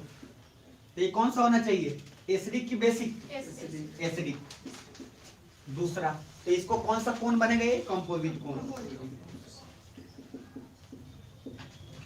या इसको एसिडिक कोन बोलेंगे या स्ट्रेटो कोन बोलेंगे। दूसरा बेसिक था ना, दूसरा बेसिक, कौन सा कोन बनेगा बताओ, तो सील्ड कोन। ये कौन सा कोन हो गया, सील्ड कोन। ये सब हम एक्सट्रूसिव पढ़ रहे हैं कि इंट्रूसिव पढ़ रहे हैं। तीसरा क्या सा, पैरासाइटिक कोन है ना। तो पैरासाइटिक कोन में क्या होगा, सब वेंट होगा, यानी कि सर जो है वो तो ठीक है, उसी लावा में से, यानी कि उसी में से अलग अलग दूसरे तरीके का कोन बन गया है, कुछ अलग, सब वेंट। ये सब वेंट हो गया। और चौथा क्या है जी, सिंडर कोन। इसमें तो क्या है, खाली डस्ट खाली निकल रहा है, एक तरीके से खाली डस्ट। तो डस्ट जब निकल रहा है खाली, तो स्ट्रक्चर कहां से बनाएगा, अरे भाई राख निकलेगा, चाहे डस्ट निकलेगा, धुआं निकलेगा, दोस्तों कौन सा स्ट्रक्चर, कुछ स्ट्रक्चर नहीं बनेगा। लेकिन उसमें जो कोन बन रहा है उसके कारण, उस धुआं के कारण, उसको बोलेंगे सिंडर कोन। ये हो गया सिंडर कोन। इस सबवेंट में कौन सा कोन बनेगा, पैरासाइटिक कोन, पैरासाइट कोन, और ये हो गया सिंडर कोन, और ये हो गया सील्ड कोन। तो चार हो गए, कंपोजिट कोन, सील्ड कोन, पैरासाइट कोन और सिंडर कोन, टोटल 4। एक मिनट,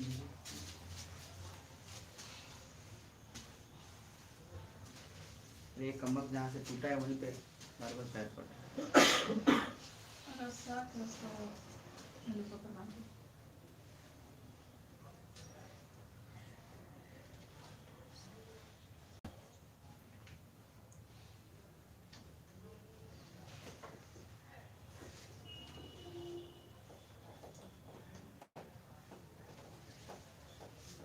और अब आपको जब चीजें समझ में आ जाए, ठीक है ना, तो धीरे धीरे सब कुछ अपना जाकर पढ़ते रहना है। देखिए यहां देखिएगा, ये दिख रहा है आपको, ये वोल्केनिक कोन है पूरा, ध्यान से देखिए। इसमें तो आपको दिख रहा होगा खाली फॉग निकल रहा है। अब जब स्ट्रक्चर देखो ना तो आपको बहुत मजा आएगा देखकर। अब आपको पता चलेगा कि एग्जैक्ट कौन कौन सा कोन निर्माण होगा। ऊपर वाला देखना, ये तो नहीं देख रहे, ऊपर वाला पहले देख लो। अब उसी तरीके से अलग अलग कोन का अलग अलग लैंडफॉर्म्स उसमें दिया हुआ है, जैसे कि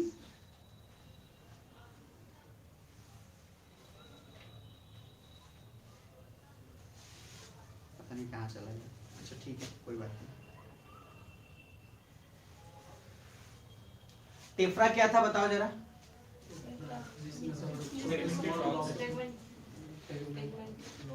फ्रैगमेंटेड रॉक्स, हाँ बिल्कुल।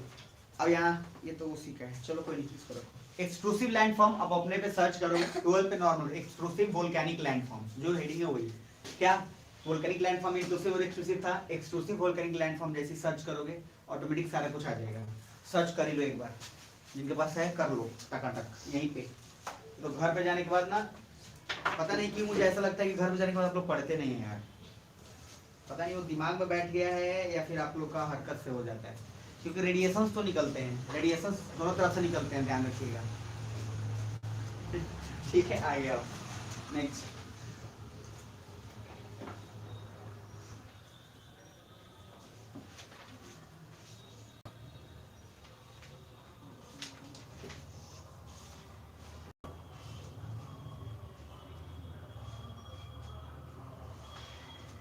अब 2 पॉइंट जरा ध्यान से, 3 पॉइंट लिखवा रहा हूँ, तीनों पॉइंट लिखो, मतलब 3 एक टॉपिक है वो लिखो।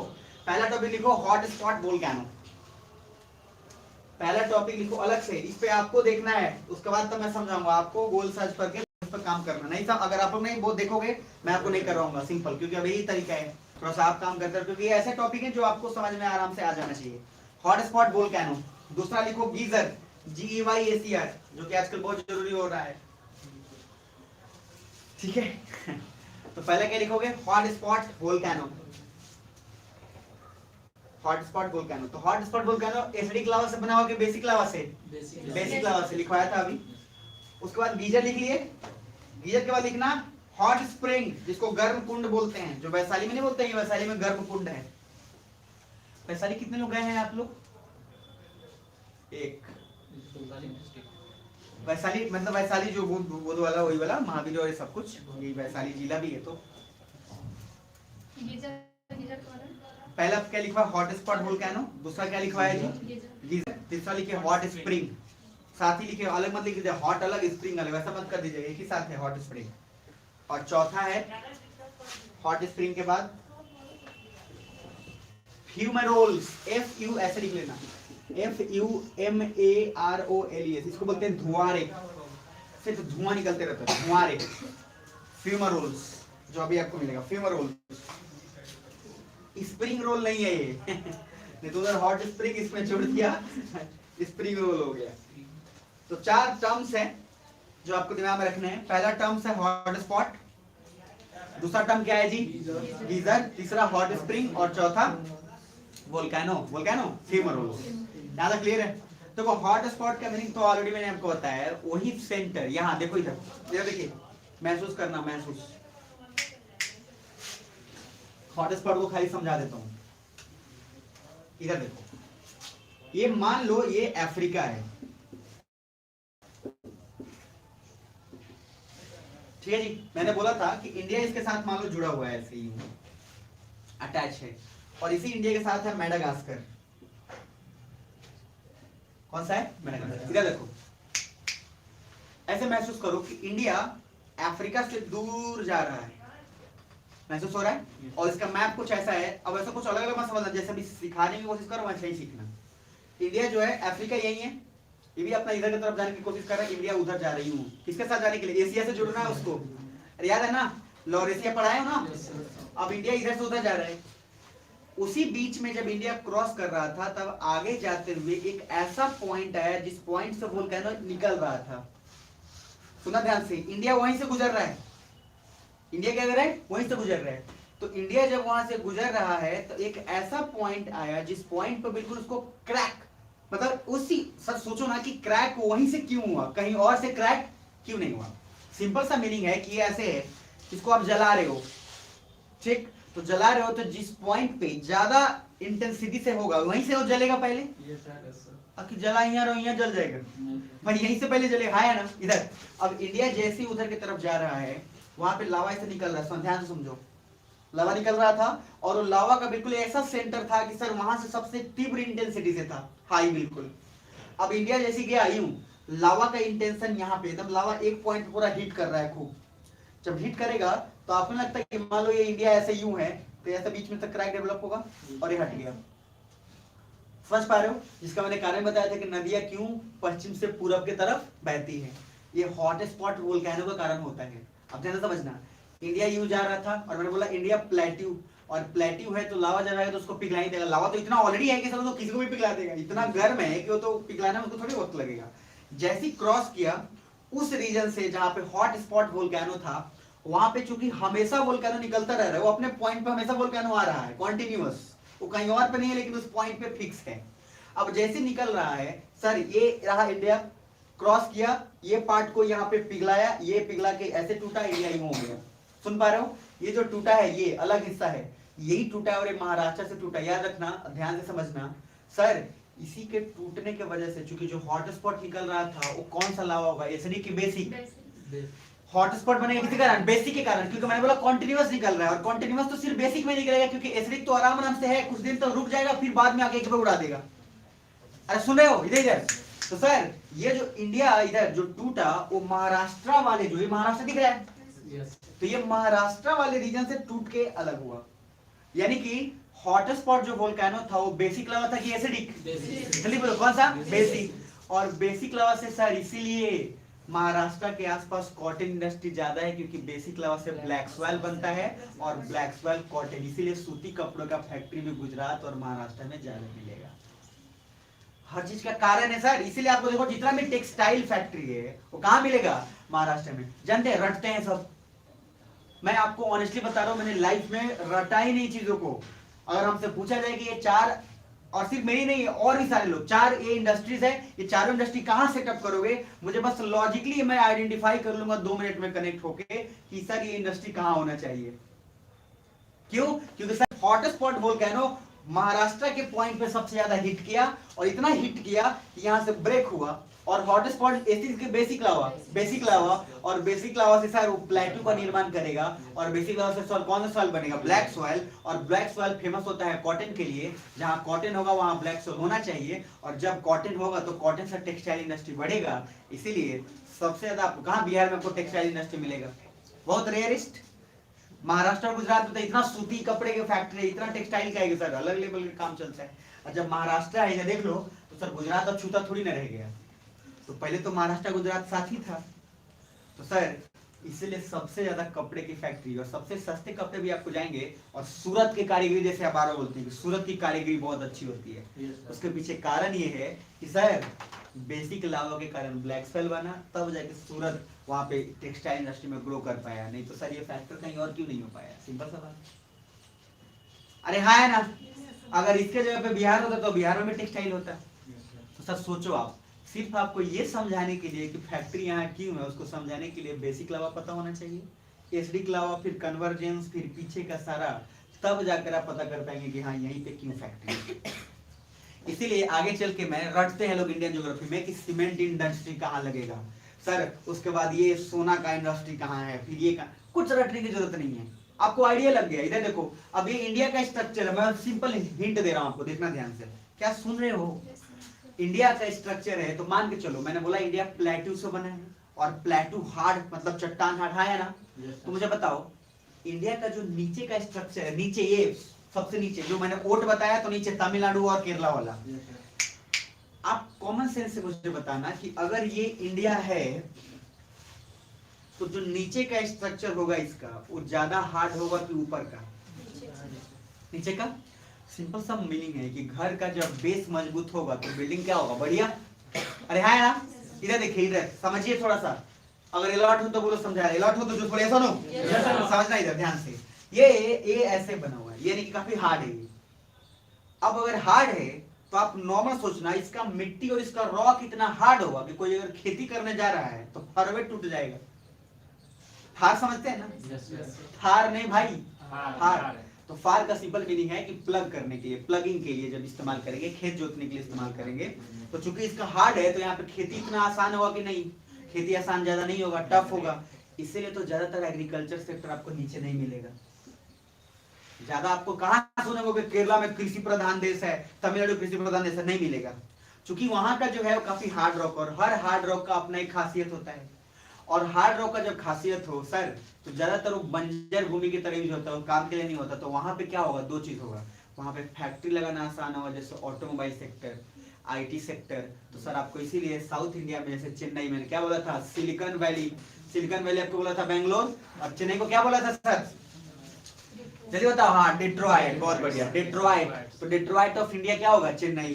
तो वहाँ ऑटोमोबाइल और कंपनी का सेक्टर ज्यादा है, वहाँ कहाँ एग्रीकल्चर सेक्टर है? अब इधर देखो, ये रहा, ऊपर आओ, ध्यान से देखना। अब यहाँ तो हमने हार्ड रॉक मिला, तो सर आपको बस ये पता लगाना है कि अगर क्वेश्चन पूछे कि सीमेंट इंडस्ट्री उद्योग कहाँ होगा, तो सीमेंट उद्योग के लिए भी हार्ड रॉक और मटेरियल की जरूरत है। आपको बस इतना पता होना चाहिए कि हार्ड रॉक की जरूरत है। तो सर आप आइडिया लगा लो कि अच्छा, सीमेंट इंडस्ट्री के लिए हार्ड रॉक की जरूरत है, यानी कि स्ट्रॉन्ग चाहिए, और हार्ड रॉक मिलता है कहाँ? नीचे, यानी कि यहाँ तक कुछ हार्ड रॉक मिलेगा। तो आप आइडिया लगा लोगे। इसीलिए सर साउथ इंडिया में चेन्नई हो, चाहे केरला हो, चाहे कर्नाटका हो, इन सब जगहों पे सीमेंट उद्योग और ऑटोमोबाइल सेक्टर खूब बूम करेगा। अब जरा ऊपर आइए, ऊपर हिमालय है हुआ, हिमालय का फ्लो है, तो हिमालय से बहुत सारी नदी बहेगी कि नहीं बहेगी? बहेगी। जब नदी बहेगी तो अपने साथ साथ बहुत सारी चीज लेके आएगी, हाँ या ना? अरे सुन रहे हैं? जब बहुत सारा चीज लेके आएगी तो सर वो तो खनिज की तरह काम करेगा, है ना? और मिट्टी के लिए भी बहुत अच्छी बात है, क्योंकि जितना अलग अलग चीज होगा उतना ही उपजाऊ होगा। अरे ऐसा नो? और जब उपजाऊ ज्यादा होगा तो खेती भी ज्यादा होगा, है ना? और जब खेती ज्यादा होगा तो लोग खेती करने आएंगे, और जब लोग खेती करने आएंगे तो खेती का इंडस्ट्री होगा, और जब जहां जहां खेती आसान हो वहां पे ज्यादा पॉपुलेशन होगा। इसीलिए यूपी बिहार में, दिल्ली में ज्यादा पॉपुलेशन। भाई वहां पे क्यों ज्यादा है? यूपी क्यों इतना ज्यादा पॉपुलेशन है? बिहार में क्यों ज्यादा पॉपुलेशन है? कॉमन सेंस से सोचो ना, क्योंकि यहाँ कृषि प्रधान है ना, एग्रीकल्चर क्यों है यहाँ? क्योंकि सही देखो, नदियां, गंगा, सबका एकदम संगम, सब मूव कर रहा है ना। हिमालय, सुन रहे हो? अब सर जैसी नदी आएगी तो नदी अपने साथ खूब लेके आई। यहाँ देखो, नॉर्मल नदी कुछ नहीं करेगा, तभी क्या करेगा? खेती। अरे बुझा रहे? तो बिहार में खेती करना तो आसान है। क्यों? क्योंकि सर आपकी ज्योग्राफिकल कंडीशन वैसी है कि आपको फायदा हो जाता है। तो अगर ये लोग उपजाना चाहेंगे रहर, रहर होगा क्या? पूछो नहीं होगा। अरे बुझा रहा है? कहाँ होगा? इधर देखो, मैक्सिमम पॉपुलेशन इस दुनिया में जहां भी है वहां पे एग्रीकल्चर पॉसिबल होगा, तभी मैक्सिमम पॉपुलेशन होगा। तो इस दुनिया का जितना भी बड़ा बड़ा देश हो, चाहे एरिया हो, अगर वहां पे ज्यादा लोग हैं तो समझना कि एग्रीकल्चर सेक्टर वहां पे ठीक बूम कर रहा है। इसी वजह से आप कॉमन सेंस से कभी क्यों नहीं सोचते हो? कभी आप, मेरे दिमाग में तो बहुत सारे क्वेश्चन चलते थे बहुत शुरू से ही, यार यूपी में क्यों इतना लोग रह रहे हैं भाई, इतना क्यों भसड़ मचा हुआ है, क्यों इधर बिहार में इतना लोग रह रहे हैं, जबकि बिहार की लोग पूरे ऑल ओवर वर्ल्ड में फैले हुए हैं, उस बावजूद भी बिहार में सर कम। आप समझ पा रहे मेरी बात? क्यों? एग्रीकल्चर सेक्टर है, और दूसरा जमीन क्या है? प्लेन, और अधिकतर लोग प्लेन एरिया में रहना पसंद करेगा। इधर देखिए, तो पहाड़ी में भी बहुत ज्यादा पॉपुलेशन इसलिए नहीं है क्योंकि प्लेन एरिया में नहीं है, ठंड बहुत ज्यादा है। इधर ज्योग्राफी पढ़ा दिया हूं, इधर नीचे रहिएगा नहीं, क्या कि इक्वेटर के आसपास वाला एरिया है। तो साउथ इंडिया में आप कहाँ जाते हैं भाई? कौन जाता है चेन्नई में? भाई मजबूरी में कोई जाता है, कौन जाना चाहेगा चेन्नई में? अब इधर गर्मी ज्यादा है, ऊपर ठंडी ज्यादा है। सर बच गए सर, ये बोले ना, बहुत भाग्यशाली हो, 1-2 इंच से बचे हो नहीं तो उधर इधर होना था। तो यूपी बिहार का एरिया इसलिए ज्यादातर सुटेबल है क्योंकि सर एक तो प्लेन है, एग्रीकल्चर सेक्टर है, और तीसरा क्लाइमेट भी इतना नहीं है कि सर किसी को दिक्कत हो। कुछ बुझा रहा है? तो अगर आपको इतना पता हो कि एग्रीकल्चर अगर बिहार यूपी में फेमस है, तो सर आप आइडिया लगा लो कि जो भी फैक्ट्री जो कृषि से रिलेटेड होगा वो बिहार, यूपी इन सब में ज्यादा होगा। तीसरा देख लीजिए आप, इधर खेती खूब चलता है, लीची का बागवानी चलेगा, फिर उसके बाद एग्रीकल्चर, फ्रूट्स रिलेटेड जितना सारा कुछ है यहाँ चलेगा, जूस का व्यापार चलेगा, भूजा भी चलेगा। भूजा क्या चलेगा? भूजा भी तो सर खेती से आ रहा है, चावल का भूजा, फिर उसके बाद वो उसी से आ रहा है, और वो खेती हो रहा है तभी तो हो रहा है सर। यहाँ तो भूजा, यहाँ भूजा मतलब समझ रहे हैं सर, भूजा मिल गया तो मतलब लाइव बन गया और सर भूजा में लोग भूजा कम खाते हैं, मरचा ज्यादा खा जाएगा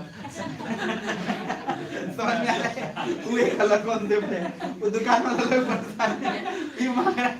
भूजा लिया 50 ग्राम, अगर मरचा उठा लिया मिट्टी में कहा गया पूरा मरचा नमक। तो लॉजिकली कहने का इधर देखिए, समझिएगा सब कुछ अलग है, लेकिन क्या आपको अच्छा इधर बताइए, क्या इसको रटने की जरूरत है? जब आप ऐसा फील करोगे तो अरे हाँ यार, इसलिए तो इंडिया के जो नीचे वाले स्ट्रक्चर इतना हार्ड है कि बेस इतना मजबूत है कि खेती यहाँ हो ही नहीं पाएगा, क्योंकि प्लगिंग इतना आसान नहीं होगा। इस वजह से ये लोग यहाँ पे वही फैक्ट्री, इसीलिए देखो जब इन लोगों को खेती पे उतना रुझान नहीं है, तो इसलिए लोग कहाँ रुझान ज्यादा चल जाता है? एजुकेशन पे और फैक्ट्री पे, एजुकेशन पे और फैक्ट्री पे। अब देखो केरला सबसे ज्यादा शिक्षित है राज्य पूरे इंडिया में, अब पहले भी था अभी भी है। अच्छा, बिहार अभी भी सबसे ज्यादा पीछे ही है। उसके पीछे बहुत सारे कारण हैं। तो पीछे होने का कारण क्या है? सिंपल लॉजिक है। इधर देखो, यहाँ सोचता है लोग कुछ नहीं, आगे इधर कुछ नहीं होगा तो एक चीज तो होगा, क्या? खेती कर लेंगे। और कुछ भी नहीं होगा तो खेती तो कर ही सकते हैं ना, खेती आराम से इजिली कर लेंगे सर। इसलिए अब देखो, कोई बच्चा जो जन्म लिया है, जो छोटा बच्चा है, कुछ नहीं तो शुरुआत से ही धान कटने आएगा उसको। अब तो अच्छी बात नहीं है, मतलब सॉरी बुरी बात नहीं है, अच्छी बात है। उसको धान कटना, धान बनना, सब कुछ आ जाएगा आसानी से। होंका कैसे जाता है, धान भी आ जाएगा। मतलब पूरा उसको जैसे प्रोसेस हम पढ़ते थे ना, चर्निंग, ये सारा कुछ, विंडोइंग, विनोइंग, ये सब जो प्रोसेस पढ़ते थे सब आ जाता है। तो हम लोग यहाँ पे जन्मे तो हमें सब कुछ देख के पढ़े। उसके बाद धान जब हो गया तो बीच में गोबर रख के पूजा किया जाता है। अरे वही तो होता है, बहुत सारा प्रोसेस है। तो कहने का लॉजिक क्या है, हमारा फोकस थोड़ा शिफ्ट हो जाता है किस पे? एग्रीकल्चर पे। लेकिन सोचिए, इसके बावजूद भी दुख भरी बात यह है कि बिहार में इतना भी प्रोडक्शन नहीं हो पाता कि कारण उसके अलग अलग अपने अपने कारण है। क्योंकि सर बिहारी लोग का क्या प्रॉब्लम है? प्रॉब्लम ये है कि हम तो ना तो एकदम पूरा का पूरा एग्रीकल्चर पे शिफ्ट हुए और ना ही पूरी तरीके से एजुकेशन पे शिफ्ट हुए। गार्जियन बोल रहा है चल पढ़, जहां गए पढ़, लेकिन गार्जियन उसके साथ ये भी चाहता है कि धानों कटा दे। कि को दोनों चीज चाह रहा है, वो एक चीज छोड़ने को तैयार नहीं है। चाहता ये भी है कि बेटा कलेक्टर बने, और दूसरा ये भी चाहता है कि धान का खेती और सब कुछ हो भी जाए। कहां से हो जाएगा सब? तो सर फोकस हमारा एक जगह पे शिफ्ट ही नहीं हुआ। पंजाब में पूरा फोकस कहां चलेगा? खेती पे। भाई खेती ही करना है, खेती खेती, बात खत्म। खेती एक बार हुआ इतना तगड़ा, सर उनको कहा पंजाब वाले कहा आप IAS IPS के एग्जाम देते हैं भाई? कहां? उनको मतलब ही नहीं है। उन लोगों को जैसे बोलो IAS IPS का होता है, तुमसे अच्छा तो दरोगे। उनको दरोगा पावरफुल लगता है, IAS IPS नहीं जानते कुछ भी। हरियाणा लोग बोलोगे IPS का पेपर दे, लगे IPS से तो बढ़िया होता है जी, ऐसा ही ठीक है। मतलब इससे ज्यादा पावर क्यों? उनका शिफ्ट है एग्रीकल्चर पे। पंजाब में एक एक किसान के पास इतना ज्यादा है कि उतना ज्यादा किसी IAS छोड़ो, IAS को तो अलग हटा दो, अमीर अमीर लोग के पास उतना नहीं होगा। और इसका अगर आपको उदाहरण देखना था तो सर किसान आंदोलन जब हो रहा था तब देखते आप, सर रोटी का ही मशीन लगा दिया था उसने, एक बार में लाखों लाखों रोटी निकल रहा है सर। उन लोगों को आंदोलन का क्या फर्क पड़ेगा? दबा दबा के इधर आंदोलन, सामने पीछे दबा के का। लेकिन सर उतना करने के लिए आपके पास पैसा तो होना चाहिए। उनके पास इतना पैसा है, अब देखिएगा ट्रैक्टर का सर 100 निकाल दिया था अलग से। तो लॉजिकली आप समझिए, उसने अपना पूरा फोकस कहाँ किया? एक चीज पे किया। हमें भी मौका मिला था बॉस, ऐसा नहीं हमें नहीं मिला था, हमें मौका मिला था। और मैं जिसको आंतरिक सुरक्षा, इंटरनल सिक्योरिटी पढ़ाया था, तो मैंने पंजाब का कहानी बताया था कि हरित क्रांति के पीछे एक राजनीति भी था। क्योंकि पंजाब में इसलिए फोकस किया गया क्योंकि कांग्रेस को सीट मिल ही नहीं रहा था, तो इसलिए ज्यादा फोकस कहाँ चला गया पंजाब में। हम लोग ये भी दोष दे देते हैं कि बिहारी सब फायदा नहीं उठाया, जबकि हम लोग खुद बिहारी हैं। लेकिन इंटरेस्टिंग बात क्या है, राजनीति का केंद्र जो है उस समय कहा था पंजाब, क्योंकि पंजाब में कांग्रेस को थोड़ा बहुमत चाहिए था, सीट चाहिए था। तो लॉजिकली सर आप सोचो एक बार, ये सब जो चीजें बोल रहे हैं, जो डिस्कशन हो रहा है, इसको रटने की जरूरत नहीं पड़ती है, सब कनेक्शन का बात है। अब आप कहीं पे जाओ, काली मिट्टी मिल गया आपको, अब 2 मिनट वही रुको, पूरा रिवाइज करके आओ। मम्मी उधर इंतजार करिए कब ले आई कि ये लिपा पोती हुई, आप कहाँ पे लेके खड़े हो, ये ब्लैक सॉइल, बेसिक लावा, सिलिकेट्स का मात्रा ज्यादा कि कम? कम। अदर मेटेरियल्स का मात्रा ज्यादा। ये सर यार, इसलिए आप सोचो ना कि हमारे इंडिया में कहाँ जल्दी काली मिट्टी कहाँ मिलती है? नहीं मिलेगी ज्यादा। लेकिन आप जब गुजरात और महाराष्ट्र के क्षेत्र में जाएंगे तो आपको मिल जाएगा। ये है हॉट स्पॉट वोल्केनो। सेम इसी के तर्ज पे अलग है गीजर, और उसके बाद है हॉट स्प्रिंग, गर्म कुंड। ऑस्ट्रेलिया में हर 1 घंटे पे वहां से निकलता है गीजर, हर 1 घंटे पे। जैसे आप गुजर रहे हो, 1 घंटे बाद फिर निकलेगा। और उसमें सिर्फ क्या होता है उसके पीछे, अब ज्यादातर इंडिया में आएगा तो पता है भगवान बड़ा। सब अगर ऐसा हो रहा है इंडिया में क्या हो रहा है, वो सिंपल ऐसी सोचेगा, कोरोना में आयल बड़ी अलग बात, उनका पूजा शुरू हो गया। इंडिया मतलब कुछ भी हो रहा है। तो लॉजिकली कहने का नहीं क्या है, लॉजिक सोचोगे तो सब उसको टर्म दे देगा कि एक गीजर है, एक हॉट स्प्रिंग है, गर्म कुंड। वैशाली में जाएंगे गर्म कुंड है। तो गर्म कुंड का क्या होता है कि जैसे वो इस ढंग से है कि बनाया गया है, कभी कभी नेचुरल भी हो, नहीं कभी कभी नेचुरल भी है, मैनमेड भी है, दोनों है। कि सर उसको इस रास्ते से लेके आया गया, उसको पॉट होल्स बोलते हैं। जैसे कि इस रास्ते से लेके आया गया और अंदर ही अंदर उसको फिर उस तरह से बनाया गया, डिजाइन किया गया कि पता ही नहीं चल रहा कि इसका रास्ता जा किधर रहा है। और उसके बाद फिर आगे जाके सर नीचे से सुरंग बनता हुआ आगे जाके फिर वहां से उसका पानी निकल रहा है। अब यहाँ पे क्या होता है, बुद्धम शरणम गच्छामि, बुद्ध भगवान का है, भगवान यहाँ उपस्थित है। ये जो गर्म कुंड निकल रहा है इसका मीनिंग भगवान जिंदा है, अलग अलग लॉजिक है लोगों का, बट सबके पीछे सर, इसलिए मैंने आपको बोला था कि हॉट स्पॉट वोल्केनो मुझे समझाना था, क्योंकि मुझे एक बार में इंडिया का स्ट्रक्चर आपको बताना था, और बाकी उसके बाद का जो 2 टर्म है गीजर और जो आपके हॉट स्प्रिंग है फ्यूमरोल्स है। फ्यूमरोल्स पता होता है धुआं वो जब निकलते हैं, तो वो इजीली आप एक बार सर्च करोगे, थोड़ा सा आप करोगे तो आपको तब पता चलेगा कि भगवान और कोरोना मैया नहीं है। समझ में आ रहा है? नहीं तो बिहार और इंडिया में कुछ भी चल रहा होता है, तो थाली ठोकवा दिया थाली पिटवा के उसके बाद कोरोना में आएगा और बच्चों को भी दिखाना। कोरोना में सोच रहा है गजब वाला, इंडिया तो गजबे, और जगह क्या सब परेशान है, यहाँ हमरे आरती दिखाने लगा, उधर कोरोना ही भाग रहा है, यहाँ से निकल नहीं तो यहाँ सर अगरबत्ती इतना धूप बन रहा है कि दिमाग खराब, इसलिए ऐसा जाना पड़ा नहीं। इसीलिए सर इंडिया में कोरोना राजनीतिक रूप से ज्यादा सक्रिय है, रियल रूप से कम है, ठीक है ज्यादा, क्योंकि सर आप देखिए ना कि राजनीति वगैरह जब इलेक्शन वगैरह हुआ तो कोरोना वगैरह कोई दिक्कत नहीं था, पढ़ाई वढ़ाई पे कोरोना को, फिर अभी बवाल चल रहा है अभी देश। अच्छा सबको समझ में आ रहा है कि क्यों होने वाला है, लेकिन फिर भी आप और हम चाह के भी कुछ भी नहीं कर सकते, कर ही नहीं पाएंगे, समझ आ रहा है? और याद रखिए लोकतंत्र जब भी है, लोकतंत्र में एक चीज हमेशा रहेगा, भ्रष्टाचार, वो सर हमेशा रहेगा। कभी भी आप सोचेंगे लोकतंत्र में पूरा भ्रष्टाचार खत्म हो, कभी नहीं, क्योंकि ऑलरेडी बोल दिया गया है थ्योरी में कि जब तक लोकतंत्र रहेगा तब तक भ्रष्टाचार रहेगा, इसलिए आप रिलैक्स रहिए, बस मात्रा में ऊपर नीचे होता रहेगा। चलिए तो आप 3 चीज उसमें लिख लीजिएगा, क्या क्या है जी? गीजर समझ में आ रहा है, आप उसको देख लीजिएगा, और गीजर के बाद गीजर में एक लिख लो, एक गीजर में पॉइंट लिख लो, एग्जांपल में लिखो ओल्ड फेथफुल गीजर।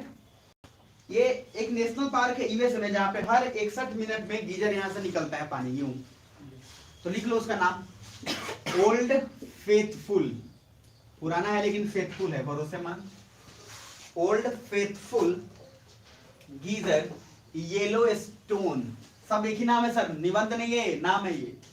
तो old faithful geyser yellow stone national park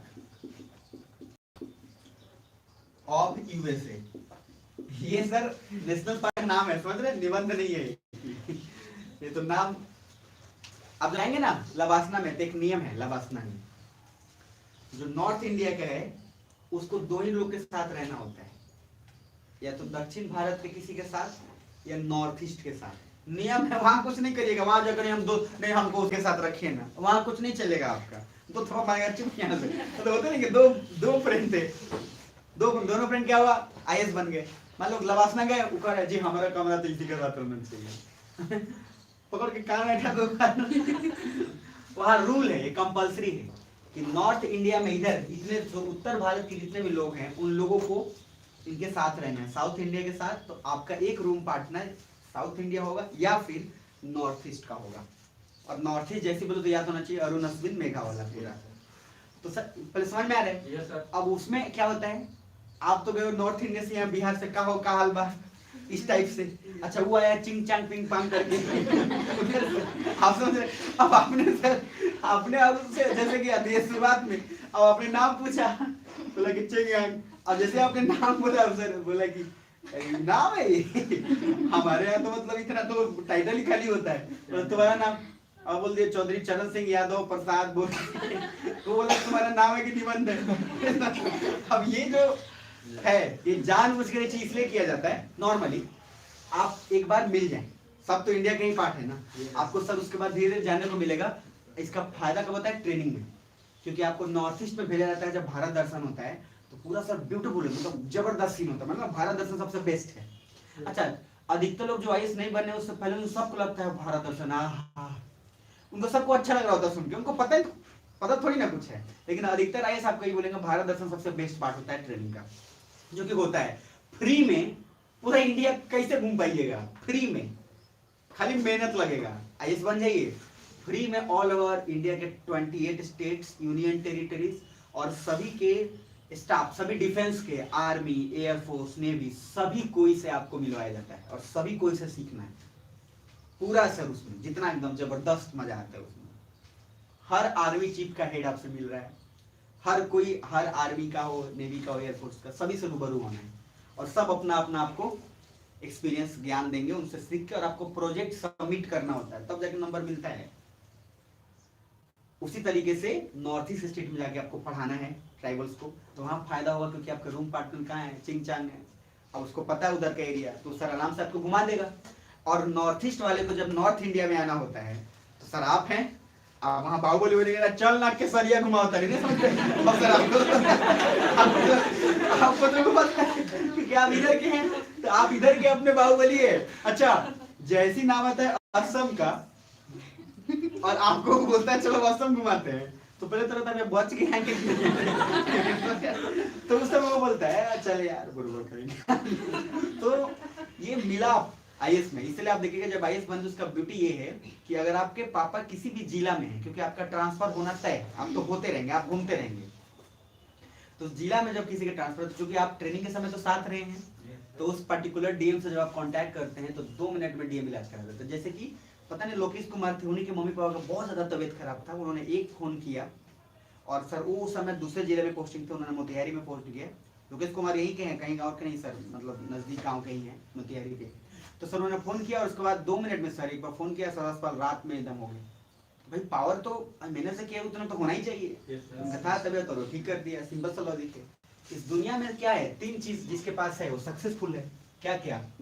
एक तो हो गया धन संपत्ति, दूसरा क्या हो गया पावर, और तीसरा हो गया इज्जत। यही चीज है, साइकोलॉजी भी यही बताता है। 3 चीज जिसके पास है वही पावरफुल है। इस दुनिया में इसी 3 चीज के लिए सारे लोग तरस रहे हैं। इसमें से कोई भी चीज एक के पास नहीं है तो इनकम्प्लीट है।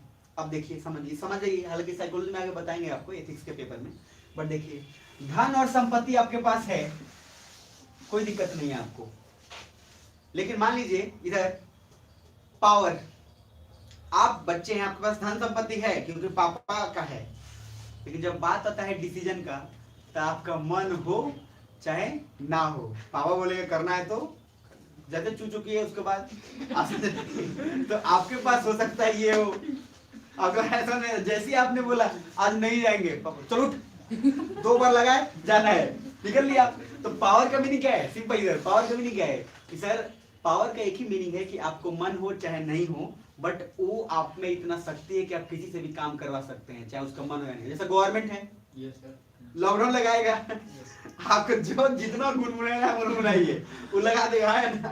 सेम आईएएस है, यहाँ नियम लगाया कि आज बंद रहेगा कोचिंग, डीएम ने बोला है, डीएम का आदेश है। वो अलग बात है कि हम चलाते हैं इस आदेश के बाद भी, बट फिर भी डर तो रहे करेगा तो सर कहने का मीनिंग है पावर उसके पास है। अब इधर आइए, इज्जत बहुत जरूरी है।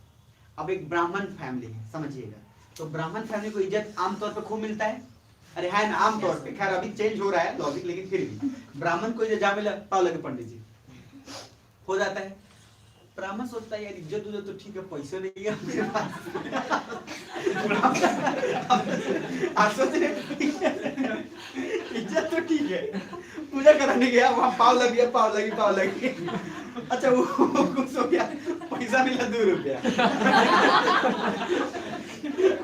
आप सोचिए वो क्या संतुष्ट रहेगा क्या? नहीं, तो उसके पास इज्जत तो है लेकिन पैसा नहीं। अब दूसरा सोचिए इधर, अब एक ऐसा आदमी है जिसके पास धन संपत्ति खूब है धन संपत्ति, लेकिन वो जैसे गया उसको बोला कि ये कुछ मतलब कहा, लेकिन निचला जाति का है।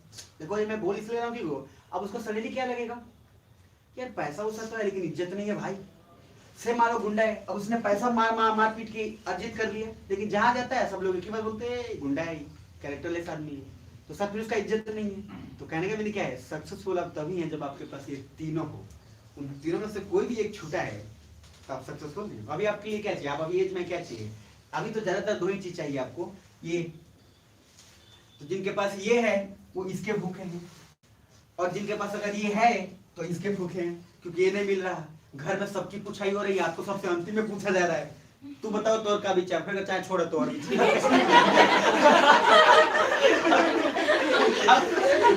अब सही है, अब आपको क्या धक्का नहीं लगेगा, अरे बड़ा धक्का लगेगा, गजब भाई गजब चल रहा है, सबसे पूछ लिया हमारे से छोड़ा कहने का लॉजिक है, ये इतना सेंट्रिक पॉइंट है साइकोलॉजी का कि आप अगर जब जानेंगे तो अच्छा आप देखिए ना, इसके अलावा कुछ बच रहा है, कुछ नहीं, इसलिए इस पूरे लाइफ में इंसान हमेशा किसी न किसी चीज के लिए जान दे ही रहा होता है, और उसमें यही तीनों चीज फोकस होता है। और इसी वजह से इतना मैटर करता है कि इंडिया में खासकर ज्यादा मैटर इस बात पे कर जाता है, इज्जत पे। अमेरिका में एक लॉजिक है कि पैसा जिसके पास ज्यादा है वो अमीर, जिसके पास कम है वो गरीब। इंडिया में इज्जत वाला थोड़ा सा कॉन्सेप्ट आ जाता है। यहाँ इज्जत अगर नहीं है, पैसा भले आप गांव में देखिए, भले आपके पास पैसा होगा लेकिन किसी से बतियाने आधा टेढ़ा तो उसको कोई इज्जत नहीं करेगा। आप समझ रहे, गाँव में क्या चाहिए उसको, अरे बात करने वाला बात करना इस टाइप से हो जो गाँव के रंग में रंग जाए। तो कहने का लॉजिक है इन तीनों चीज के लिए एक ही चीज है, जो साइकोलॉजी बोला अगर इसको पाना है तो एक ही चीज है, आपके पास पेशेंस होना चाहिए एकदम नेक्स्ट लेवल का, और हमेशा स्टेज बाय स्टेज आपको हर चीज को अचीव करना है। अगर आप एकदम से इत्मीनान नहीं रख पाएंगे तो बेकार हो जाएगा। जैसे अब्दुल कलाम का एग्जाम्पल है, अब्दुल कलाम गरीब परिवार से उठे सर, उनके सामने भी यही तीनों चीज हुआ होगा। तो पहले उन्होंने फोकस किस पे किया कि भाई किसी भी तरीके से इस धन संपत्ति अर्जित करने का स्रोत आता है नॉलेज से, क्योंकि नॉलेज जब तक आएगा नहीं तब तक होगा नहीं। तो उन्होंने पूरा फोकस किस पे किया, नॉलेज। जब नॉलेज पे फोकस किया उन्होंने सारा अपना कर्जा उर्जा चुका दिया बहन और सबका। जब चुका हुआ दिया तब उनको क्या लगा, अब सारा मजा किसमें, पावर। तो पावर जब हुआ तो सर राष्ट्रपति से बड़ा और क्या क्या करना है। और सर अब क्या कहते हैं, इज्जत। आज इज्जत है तभी हमारा आप उनका डिस्कशन कर रहे हैं। सिंपल सी बात है, नहीं तो राष्ट्रपति तो हजारों में, मतलब हजार नहीं, मतलब ठीक ठाक राष्ट्रपति हुए हैं। फिर आप समझ पाए मेरी बात। तो यही तीनों चीजें जो इंसान के केंद्र में होता है, सबसे बड़ा थ्योरी है। यहाँ तक क्लियर है। तो सर फिजिकल ज्योग्राफी पढ़ाते पढ़ाते थोड़ा सा चल गया तो बोर तो नहीं हो गए, ठीक है। अब ध्यान से समझिए, जो भी पढ़ाया हूँ थीम 2 का द एंड हो जाता है, मतलब मेनली रूप से। बाकी उसमें कुछ छोटे छोटे टर्म्स है जो आते रहेंगे और वो चलता रहेगा और समझाते जाऊंगा, जहां आएगा जो वहां पे एक्सप्लेन करते चले जाएंगे। बट क्या बोले कि केस पढ़ाएंगे, थीम क्या केस केस 1 केस 2 नहीं, जो फीचर मैंने आपको बाद में वो बोला था, ध्यान फिर नहीं दिए थे। मैंने बोला था कि फीचर को सिर्फ डाइवर्जेंस से कनेक्ट कर लेना, और फीचर को जितना भी चीज होगा उसमें डाइवर्जेंस के साथ मैंने अभी क्या बताया था टेबल में, मिड ओशन रीज और उसके बाद क्या बोला, हॉट स्पॉट जो बेसिक लॉ से बन रहा था वो तो सर सेंट्रल ही था। फीचर वर्ड जब भी आएगा उस फीचर में सिर्फ एक ही चीज जोड़ लेना जो टेबल में बनाया हूँ कि फीचर का संबंध डाइवर्जेंस से है, उसके अलावा उसको ज्यादा दिमाग बिल्कुल नहीं लगाइएगा। अब ओवरऑल मैं पूरा थीम 2 रिपीट कर रहा हूँ, सुन लो ताकि एक बार दिमाग में पैटर्न बन जाए। सुन रहे हो, जोर से बोले सुनो। अब सर सुनना, पहला पॉइंट मैंने आपको दो ही चीज बताया, इरप्शन का 2 टाइप है। एक बोला आपको सेंट्रली इरप्शन, दूसरा बोला फीचर इरप्शन। सेंट्रली इरप्शन को हम लोग एसिडिक लावा से कनेक्ट करेंगे। तो मैंने एसिडिक लावा बोला जिसमें सिलिकेट्स का मात्रा काफी ज्यादा हो, अदर मेटल्स का मात्रा कम हो, उसको बोलेंगे एसिडिक का मूवमेंट। इसलिए क्या होगा, स्लो, लेकिन स्लो होगा बट एक्सप्लोसिव सबसे ज्यादा होगा। बेसिक लावा में सिलिकेट्स का मात्रा कम होगा, अदर का ज्यादा होगा, डार्क बनेगा, ब्लैक सॉइल का निर्माण बसाल्ट हो जाएगा। हॉट स्पॉट वोल्केनो को अब यहीं से कनेक्ट कर लेना कि महाराष्ट्र में हॉट स्पॉट वोल्केनो बना, इंडिया वहां से क्रैक डेवलप हुआ, और चूंकि वो हॉट स्पॉट बनता किससे, बेसिक लावा से, तो इसलिए महाराष्ट्र और गुजरात के आसपास जो क्षेत्र मिलेगा वो वहां पे ब्लैक सॉइल मिलेगा। और ब्लैक सॉइल मिलेगा तो फेमस होता है किसके लिए, कॉटन के लिए, क्योंकि कॉटन अच्छा उगता है। और जब कॉटन होगा तो कॉटन इंडस्ट्री होगा ही होगा, और कपड़े और टेक्सटाइल की सबसे ज्यादा फैक्ट्री भी आपको गुजरात और महाराष्ट्र में मिल जाएगा। आगे मैंने बताया एक्सट्रूसिव और क्या बताया, इंट्रूसिव। एक्सट्रूसिव में सिंपल आपको बताया 2, फीजर को साइड रखिए, फीजर के बाद सेंट्रली आई, सेंट्रली में आपको 3 चीज, एसिडिक, बेसिक, उसके बाद सबवेंट, और एक कौन सा था जो लेस लावा वाला। कोन का नाम बोले तो कंपोजिट कोन, या फिर उसको एसिडिक कोन बोल सकते हैं, या फिर क्या बोलेंगे, स्ट्रेटो कोन। दूसरा कौन हो गया, सिल्ड कोन, सिल्ड कोन के बाद तीसरा कौन, पैरासाइटिक कोन, और फोर्थ हो गया सिंडर कोन। यहाँ तक क्लियर है। इंट्रूसिव में आएंगे तो सिल्स, क्लियर है यहाँ तक। सिल्स के बाद दूसरा आएंगे तो क्या, डाइक, डाइक के बाद फिर क्या, फेकोलिथ, फिर लेपोलिथ, और फिर बैटोलिथ। ये आपको पूरा स्ट्रक्चर नाम रख लेना है, पूरा यहाँ तक क्लियर है। कुछ समझ में आया? तो ये पूरा एक बार और एनसीईआरटी को 2 बार 3 बार जहाँ भी एक बार और रीड कर लीजिएगा। अब आपका पूरा कनेक्शन बन जाएगा। वोल्केनो का भी टर्म्स पढ़ा चुका हूँ। वोल्केनो का एक और बेसिस पे टाइप्स बताया जाता है। अगर आप लोग पढ़े होगे चैप्टर 3, मैंने बोला था कि वोल्केनो वाला पढ़ लेना, तो पढ़े होगे तो वहाँ पे आपको आइडिया लग गया होगा। नहीं पढ़े होगे तो फिर होमवर्क दे रहा हूँ। इसके बाद जो मैं आपसे क्लास तभी स्टार्ट करूंगा जब आप ये दोनों का दोनों पढ़े रहोगे। नहीं पढ़े रहोगे मैं नहीं पढ़ूंगा। क्लियर है बात? और इसमें सिर्फ फायदा नुकसान आप ही का है, आपको भी पता है इसमें, इसलिए पढ़ लीजिएगा फिर आगे बढ़ेंगे। एटलस निकाल लीजिए, इससे का फिजिकल खत्म करेंगे फिर आगे बढ़ेंगे।